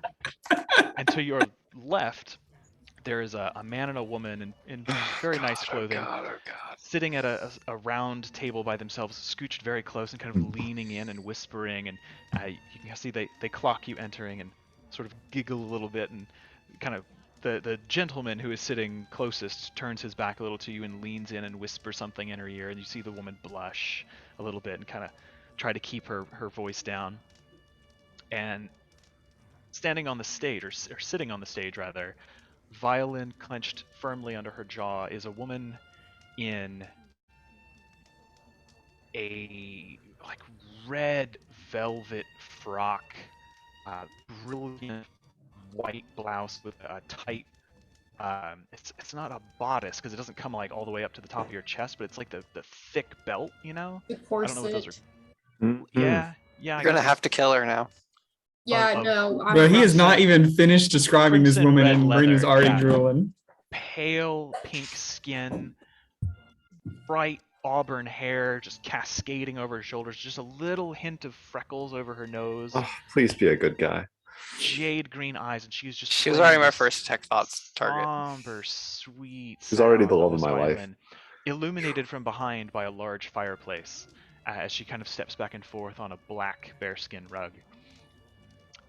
You also clock that beyond her, there's a small area with a table all by itself, and there is a sort of grizzled older man sitting there. There is what looks like a rather large hafted axe sitting on the table. He's in nice clothes, but they're kind of more rugged leathers. He's got a fur cap on, and he's just sitting there, gruff-looking beard, and drinking from a mug of ale. And every now and then he turns over and sort of nods along and closes his eyes as he listens to the violin. And just beyond him is a door in the northern wall over here. All right, I forgot. I haven't even looked at the map yet. Does And, the performer actually have that little heart tattoo? Yeah. I didn't even zoom in far enough If you to see scroll if this in, is a she has a tattoo. little Daughter heart did. tattoo. Yeah, we'll say Right on the that. bosom. Okay. Bosom tat. She is not, in fact, wearing fishnets, but Are you sure? yeah, I'm sure. She is wearing red velvet. I will say, if we could start looking for a good place to call it for this evening, I am very tired after having driven to Ithaca this morning. Kenfield. I mean, I feel like But We Yeah. will stop before we get into anything too heavy. Okay. Yeah, we will not engage combat this evening. cool. Okay. This is what you see. Bertie, I'm just gonna follow your lead, but I do want you to know that that woman is really pretty, and as a result, this mission is gonna get a little more difficult for your girl here. I know it, Brina. Yep. It's On the rails. women are your Achilles heel, and also men or anybody that is vaguely attractive. You guys stand there, the barkeep sees you and waves and motions. I kind of herd the cats over and we make our way over to the bar. Okay. As you Are the approach, rest of us following you guys? I thought Like, you all were what- invisible, Are right? you? Yeah, We're I was. invisible. Don't come to the bar. I'm gonna follow them a little bit and then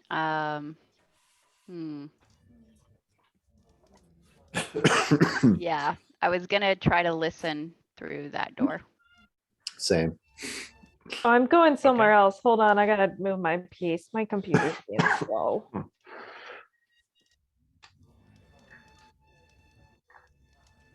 Ooh, good roll. Alright, Bertie. I'm gonna stand next to this door back here Okay. and wait to see if it opens or closes. Kind of maybe I'll stand back or further back in the corner. You Wait to notice see if as you anyone. turn that corner that there are 2 other doors right here as you Okay. pass by. Choices.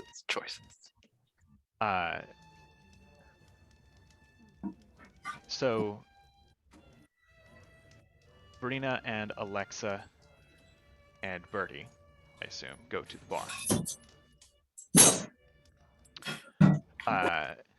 As you approach, the bartender sort of leans on one elbow, gets a little close, and says, "Good evening, lads." Good evening. Our horse, I'm afraid, fell lame out on the trail a while back, and we followed the trail and luckily made our way here. I don't I'm suppose sorry to hear that. I don't suppose this is an inn. Where do you all rent rooms? Well, we do. You have if drinks you can at afford least? The coin. Shh, gotta keep your voice down, lad. The Oh, ladies will- sorry. We're really sad Long about our walk. poor gingerbread. Oh, gingerbread. Gone too soon. I'll jab the big one in the side with my elbow. Yeah. Sorry, I was trying something new. He turns around and starts pouring an ale. Sets it down on the counter. Did you just have a drink pouring sound effect? I did. Oh, that was fucking cool. Legit. Says here, first round's on the house. Oh well, thank you. Pours another one. Thank you. What is your name? I'm Harold. Harold. Well, nice to meet you, Harold. Pleasure to meet you. This is a private establishment, but we do have rooms for rent. I'd be a terrible citizen if I turned someone away in need. Well, you are very kind. Subtle cast detect It is a bit thoughts. of Is he a terrible person? it is a bit expensive. Now, I think you cast detect thoughts before you came in. No, because it's only Oh, 1 minute. Right. I thought it was 10. It is only 1. So at this point, I Okay. will subtle cast it. Because Alright. I want to know if he's really actually a terrible person. So the surface emotions and thoughts you get are concern, and a little bit of anxiety, and you like he keeps kind of looking at the performer. So you gather he's probably nervous about interrupting her performance. Oh, okay. But he sets out 3 ales, and just says, "But yes, if you like a room for the night, I'm sure that can be arranged. They usually run you about 25 gold." What kind of inn is this? Are you all running here? Is it the pillows made of gold or something? Depends on what room you order. All This right. is a minister's private lodge. There's a group Oh. of investors keep us pretty happy out here. Wow, I Their bet you. children love to come and play hero, and he kind of points to the 3 kids, Yeah. three young men sitting at the table. I see. It's all coming together now. I see. You must. How long have you been here, Harold? You worked here a long time. I'm sorry, I didn't introduce myself. My name is Jimothy, and this is my troupe.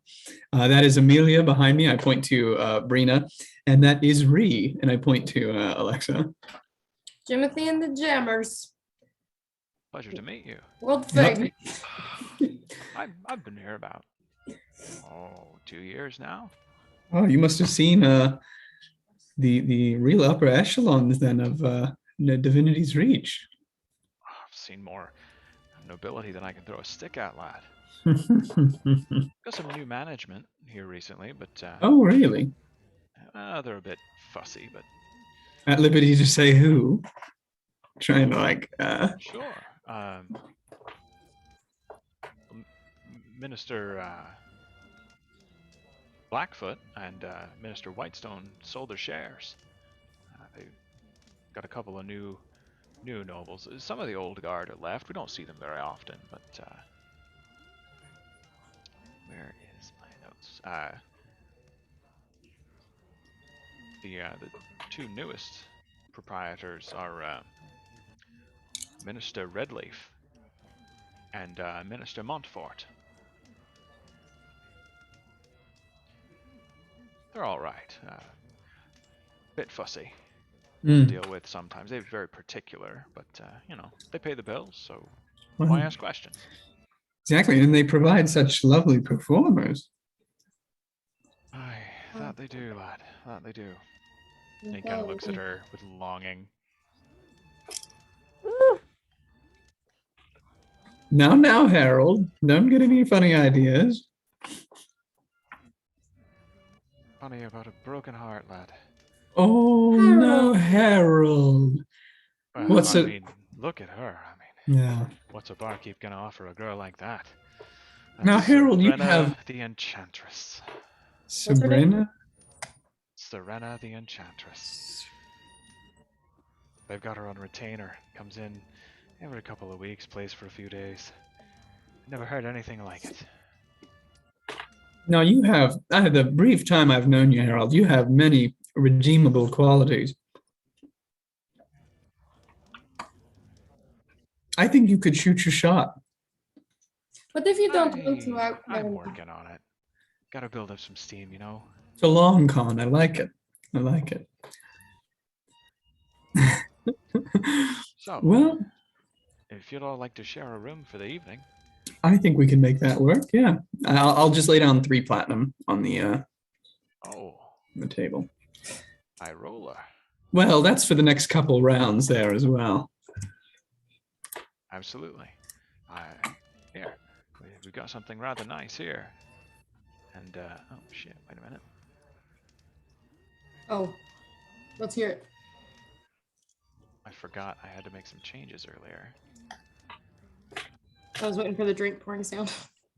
Yeah, he's like, I've actually got, with that kind of money, you probably enjoy this. And he turns around and this time grabs a nice looking bottle, pops the cork. Horrible. Sets it down. You're a monster. Slides it over to you. So good. You can smell the sort of caramel and smoky oak wood scent of a fine whiskey. Ooh. Oh, yeah. Now, I have been to a few of these kind of private lodges before. We are a traveling musical group. So, well, I'm really the musician, but we won't make the other two feel bad. And I at a lot of these, Someone's gotta make sure it all works. Reed, don't get snippy. Boys. Okay. Thank you, Amelia. And they like you said, things here at these kinds of lodges tend to run a particular way. Are there any, what does this room buy me? Are there rules, places that are off limits, private quarters of the owners, I'm assuming? Well, yes, there are. All the sleeping quarters upstairs are locked for the folks who are renting them, or the owners' quarters themselves. They stay locked. There's a private room below us in the cellar that only the owners are allowed to go to. It's their little playroom, but you're allowed the walk of the grounds, the common room here. Listen to Serena, as you please, and you're welcome to hunt the game in the wood nearby. Mm-hmm. And we're not allowed into the cellar. I will say, I am a bit of an aficionado for fine whiskeys such as these. So if you have a well-stocked cellar, I would love to tour it. Oh, we don't keep alcohol in this cellar. This is a private room for the owners. Understood. They're very particular about their little lounge. Right. Totally get it. Since the renovation, I've only seen it once, but it's quite comfortable. Leather couches, plush cushions, nice fireplace all to themselves. But if they need so food and drink, they come up here. That room was renovated. Was that The new owners recently? took over. Oh. 7-8 months ago. 7-8 months ago. Interesting. Was that renovation? Was that just the cellar, or did they renovate the whole lodge? At that time, it was just the cellar. Just the cellar. Well, We had to start finding place in here for our barrels and crates. You'll see some around the corner by the stairs if you go there. And he points to the wall behind him for where the barrels and stuff are stored. And Galitar, as you're leaning against that door listening, you hear loud thunk, like repeated sort of thunk, thunk, shh, shh, thunk.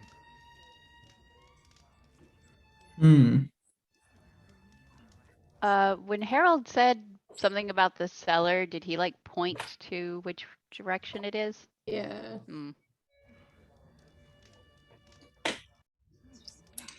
And Kitri, listening to that door where you are, you hear nothing. Does anyone come in or out? Can I silently scoot my way to those other 2 doors then that I saw? Make a stealth check for me, as there is someone in that alcove with you. Uh-oh. God, please be like a 1. Come on. Let's kick Give us this the off. drama. Let's kick this off. They all just need to die. Do it. Oh. You have advantage as well. Well, that's an 18. Okay. Was that with advantage? Damn! 18. Now you slink over, and it's just 2 doors. Each one's about 3.5 feet wide, and they're just set right next to each other in this little sort of outcropping from the wall. So the door to the cellar's outside, correct? You have no idea. Okay. And let me just ask real quick. Everyone in this room is a human. Yes. Okay. No, I Serena is assume a that cactus. I would So- hear Galitar and Kitri go that way, and so I'm gonna go in the other direction to look and listen. So you see, as you turn that corner, there's a set of stairs leading up to the second level. You also see a door on the wall to your left. There is a stack of a couple of barrels in the corner behind the stairs, and then there is a railing in front of you and a set of stairs that descend. And you can see at the bottom there is a tall metal door with a small rectangular viewport Okay, that appears to be closed. cool. And I don't hear anything over here. Make a perception check. It is a solid metal door. 21. You can, with a 21, with your crazy char hearing, you can just make out the murmur of some voices. Okay.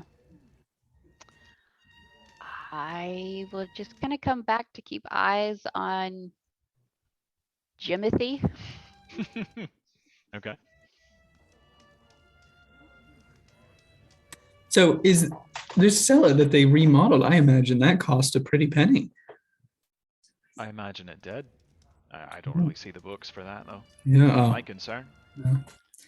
Is that was it an outdoor cellar or was it an indoor cellar? I know Only we had whisper stones. different places have it set up differently. I'm just curious, new place. Yeah, Jimothy's also into wine for the cellars. It's beneath us, so, Right. Did we get his name? I already forgot. Harold. Harold. I don't know why. Yeah. Yeah.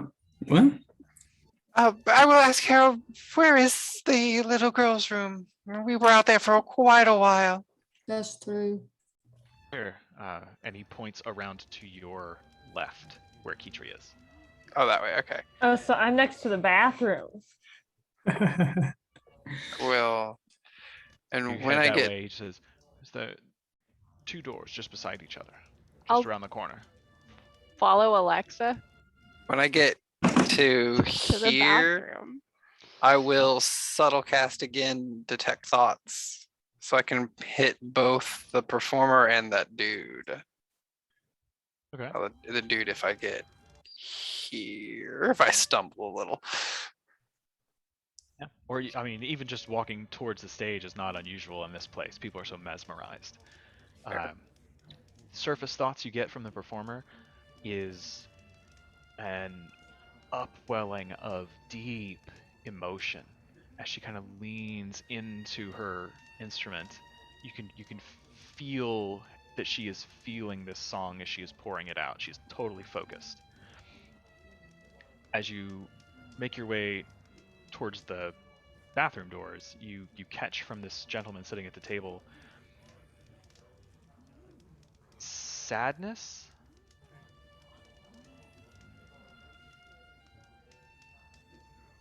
And thoughts of appreciation. Like, very nice, very nice. Well done. Certainly very talented. He's like totally focused on her. At Or the is he- moment, yeah, he's looking at her and He doesn't kind seem of to care. rocking in time with the song. He sees you and, you know, kind of tracks you with his eyes for a moment, and just nods, and then goes back to closing his eyes and listening. Because I am a fucking sight. Well, you're human looking, right? Oh yeah, Yeah. but I'm But as still a in a performer, outfit and I'm like 4 foot. Because can it make me taller or Yeah. can it? Yeah, foot I'm making you a taller. foot taller. Yeah. he's You're about 4 feet. 5 feet tall. Yeah, Yeah. he looks at you like curiously, but he's very enveloped in what's going on. All right. So yeah, then I will continue on till. Wait, is it which door is the thing? Yeah, you open it up, you see a privy. Oh, it's tiny. Well, here we go. I jump in and yeah, kind of leave the door open, longer than necessary. Can, Okay. can I squeeze in there too? No. I mean, you could get in on top of her if you feel like it. Yeah. I mean, Yeah, we're well, big Alexa, and small. Alexa doesn't know that Kala is there. She opens this bathroom door, and it's just enough space to sit on this privy, I have to and then the check door's thoughts, like though. 2 feet in front of you. I could be looking for Oh, thoughts around yeah.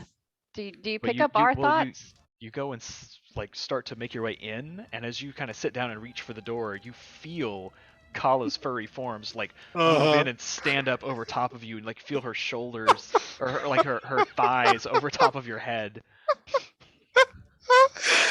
Dietrich's just gonna be like, okay, I guess they're gonna do what they're gonna do, and just go. You don't You see can't Kala. see me. You don't Or I see guess I Kala. can't see Yeah. her. No, I'm just Uh, gonna. Romance is in the air.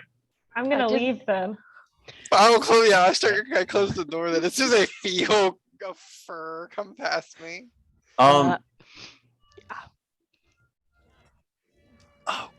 Kala? sorry. I No. hope you don't actually have to go. Oh, yeah, no, this was all a plot.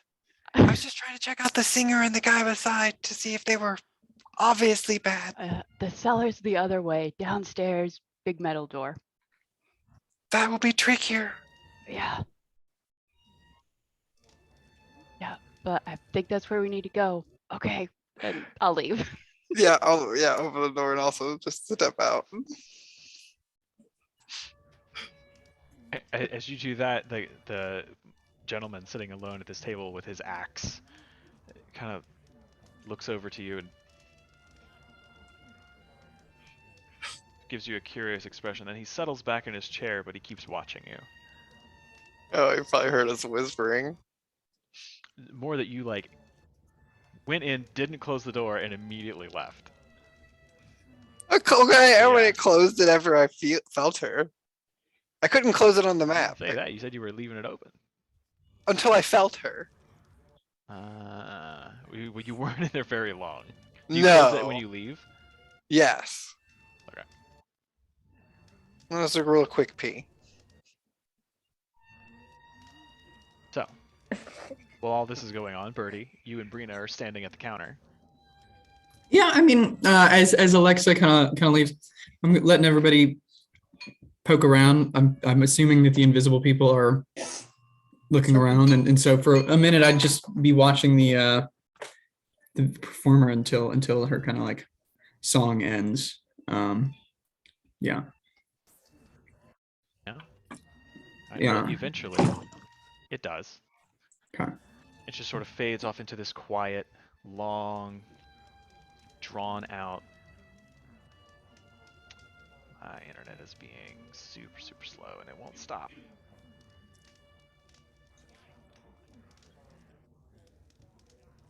Just do that. Okay.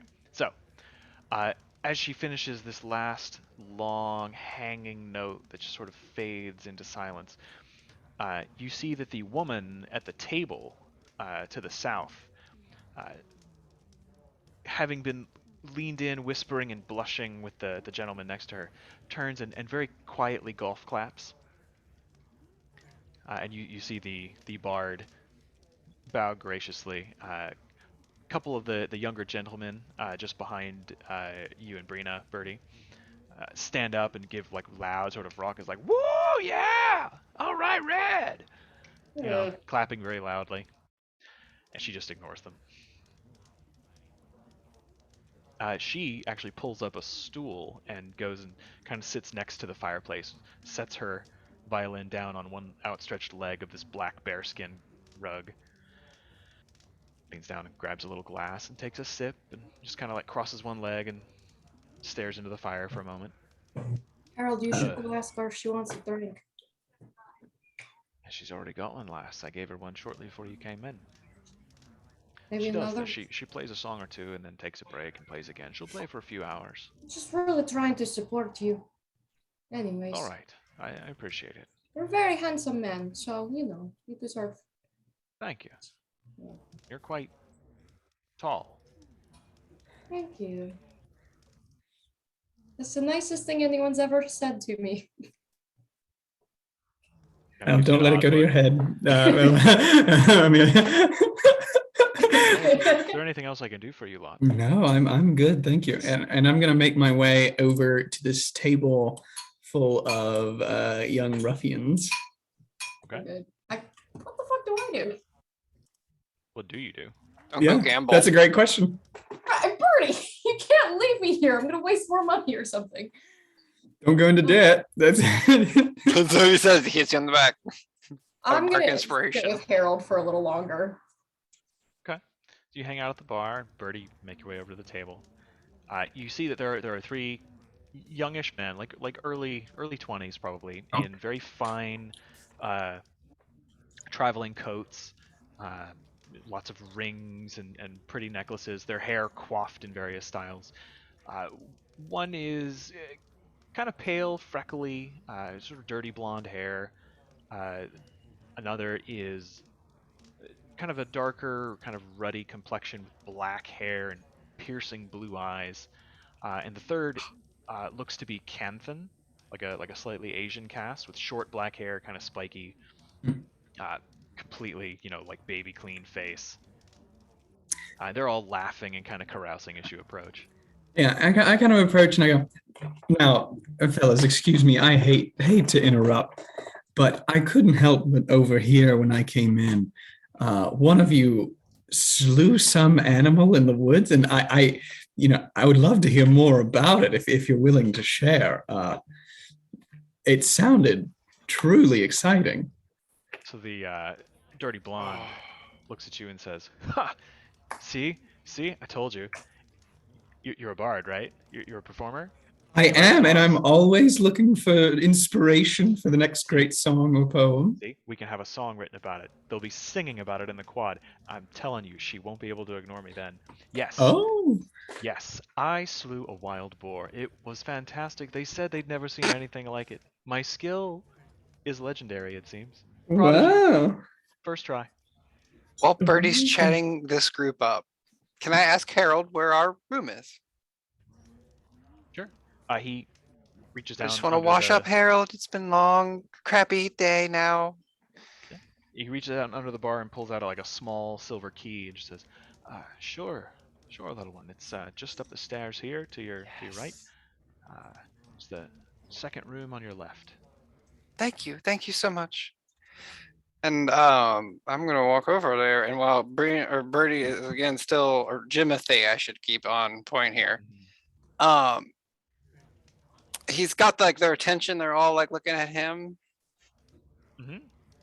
Subtle cast Mage Hand. Okay. I'm gonna get it to open that door, like just unlatch it or try. Which to unlock the assume cellar door. That door is actually on your level. It's on the wall right there. Oh, the cellar's down there. I'm a dummy. Yeah, you see there is a railing just there with some stairs that go down, but the door immediately to your left is on the wall. I mean, fuck it, I still do anyways. Be something. Yeah. Fuck it, we will. Yeah, why not? That's fine. So we in here to cause some mayhem. Like, crawls across the ground, and then slips up the door, turns, and it is unlocked. And the first thing you see is as the door swings open, there appears to be a high shelf stacked with like plates and saucers and ceramic mugs and things like that. And I just leave it open for hopefully Colin. I'll go upstairs. All right. I'll keep you on the same map for now so you can see that's fine. But you find yourself in a long hallway that runs east and west down the length of the building, and there are just a couple of doors that are closer together on your end, and then progressively like the doors get further and further apart. You know what? Just because for the sake of it, I'm not there, but I will do Arcane Eye, so I can keep an eye downstairs. Cool. Yeah. Would have been a good mission for the stones. Yeah. Yeah. Upon retrospect. Yeah. And I was you're gonna suggest able to find your room and get in. It's a pretty, like, it's a nice room. It's gonna be a little cramped with Brina and Birdie and you, but there are like some sleeping furs and rolls aside from a normal sized bed and a slightly larger bed. But yeah, it's just otherwise pretty bare. There's like a wash basin on a stand.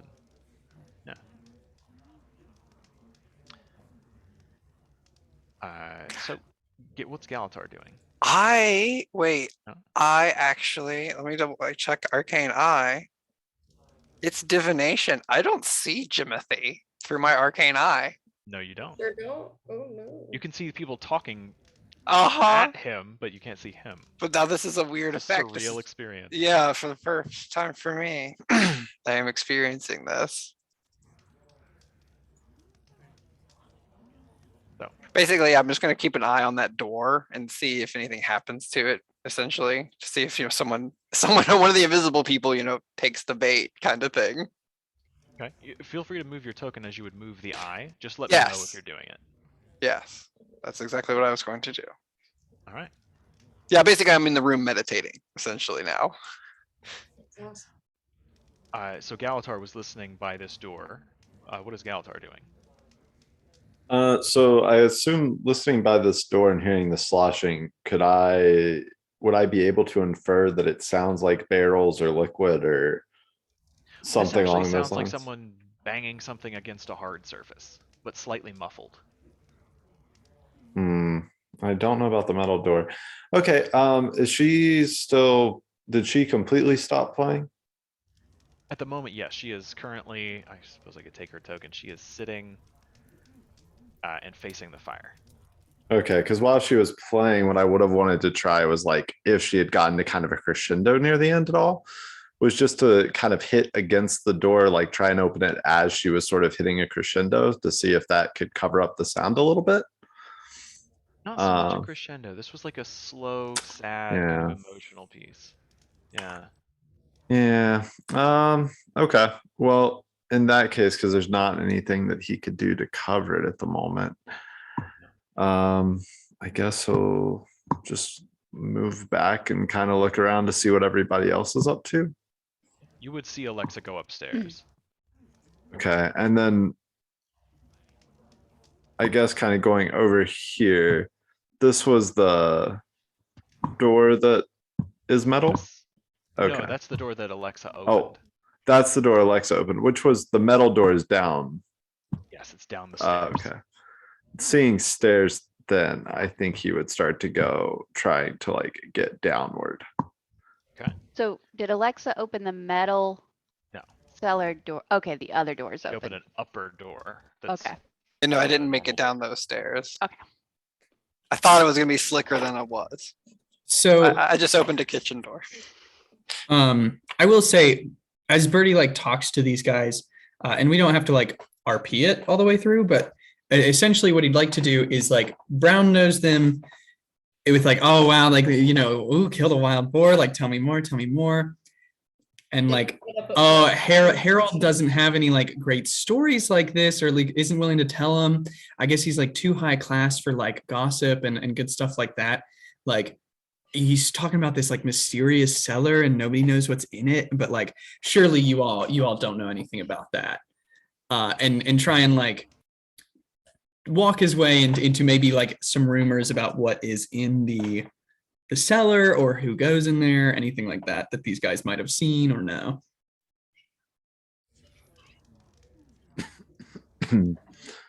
Make a persuasion check. Green's at the bar, nursing a drink the whole time. Or deception. Oh, now deception. If you're trying to deceive them. I'm trying to deceive them more than I think persuade them. Okay. I'm chit-chatting with Harold. Oof. Much better roll. There you go. Well, actually, Much better. like similar roll, but just Better bonus. Yeah, like literally double bonus. Also, difference between a 6 and a 10. Yeah. Right. That's what happens when you level up some. You get some modifiers. Mhm. And then the other skills, you have no modifiers to it. It really hurts. +0 wisdom.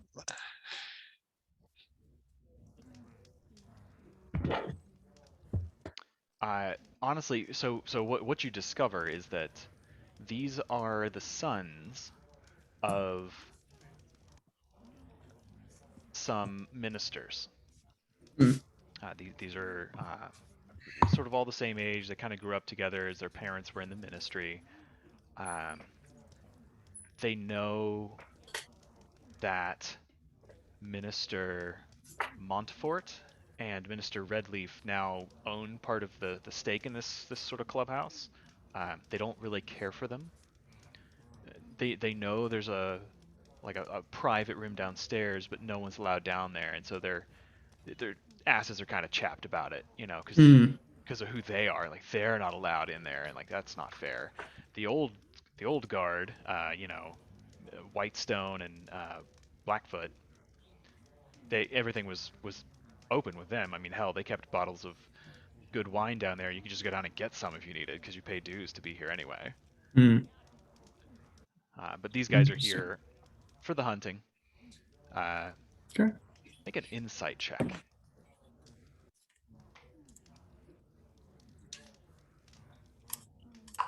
Oh fuck! I am rolling ass today. Apparently, they've come out for the hunting, and this one sandy blonde-haired kid, whose name is Neville. He's apparently the mighty hunter of the group and bagged himself a boar the other day. Hmm. Sure. Yeah, and with that, I guess I'd try to make my way up to the room after kind of talking to them. Okay. Yeah. Easy enough. You find your way upstairs, and Alexa's sitting on the bed, eyes closed. I'll head upstairs too when I see movement in that direction. Okay. I was watching and eavesdropping on that couple, but once people start moving, I will. So you, with your stealth, I don't need to make you roll to pass their passive perception, but as you kind of hover around them and listen, like they're whispering to each other, and it's stuff that would make you blush. They are clearly here for a sort of romantic weekend getaway. Make a perception check.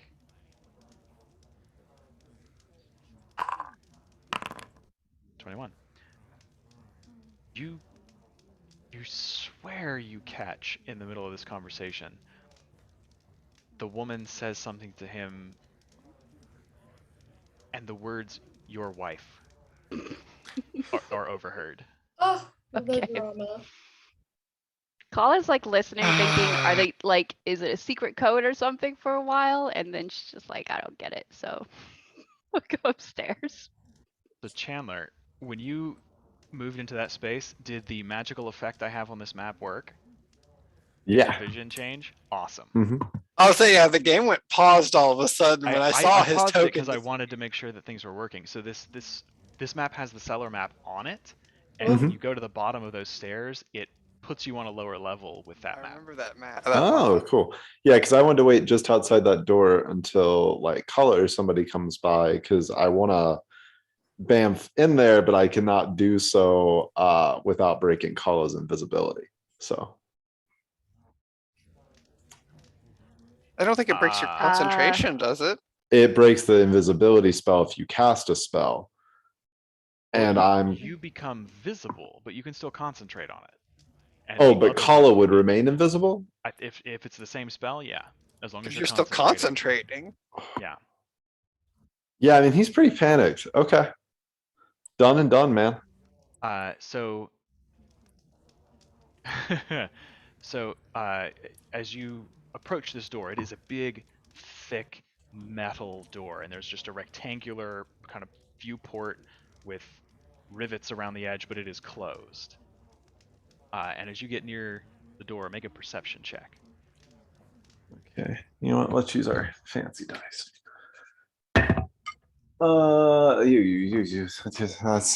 That's a 7 minus a 1, be a 6. Okay. Yeah, it is a cold metal door. I would like to think my cheek gets stuck to it as I try to listen, and then I'm just like trying to yank my cheek off. There is a little bit of like a stickiness, maybe. Yeah. Oh God, I know it's not a good idea to do it, but he's pretty panicked. I mean, they could be torturing his. Yeah. Best ideas. He's gonna bamf in there. He doesn't. He's just gonna try and dimension door to the other side of the door. Oh fuck me. Okay. He's panicked. Oh, good. They could be torturing his dad to death. He doesn't know. Shit. Oh, there's meat on that table.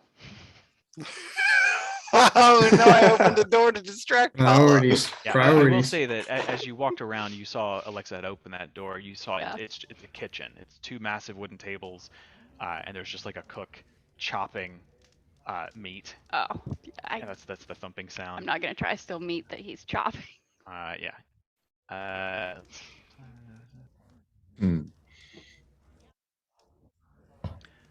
So, unbeknownst to all of you, invisible Galitar makes his way down. Not these invisible steps, anymore. And then, how far forward do you teleport? Literally just to the other side of the door.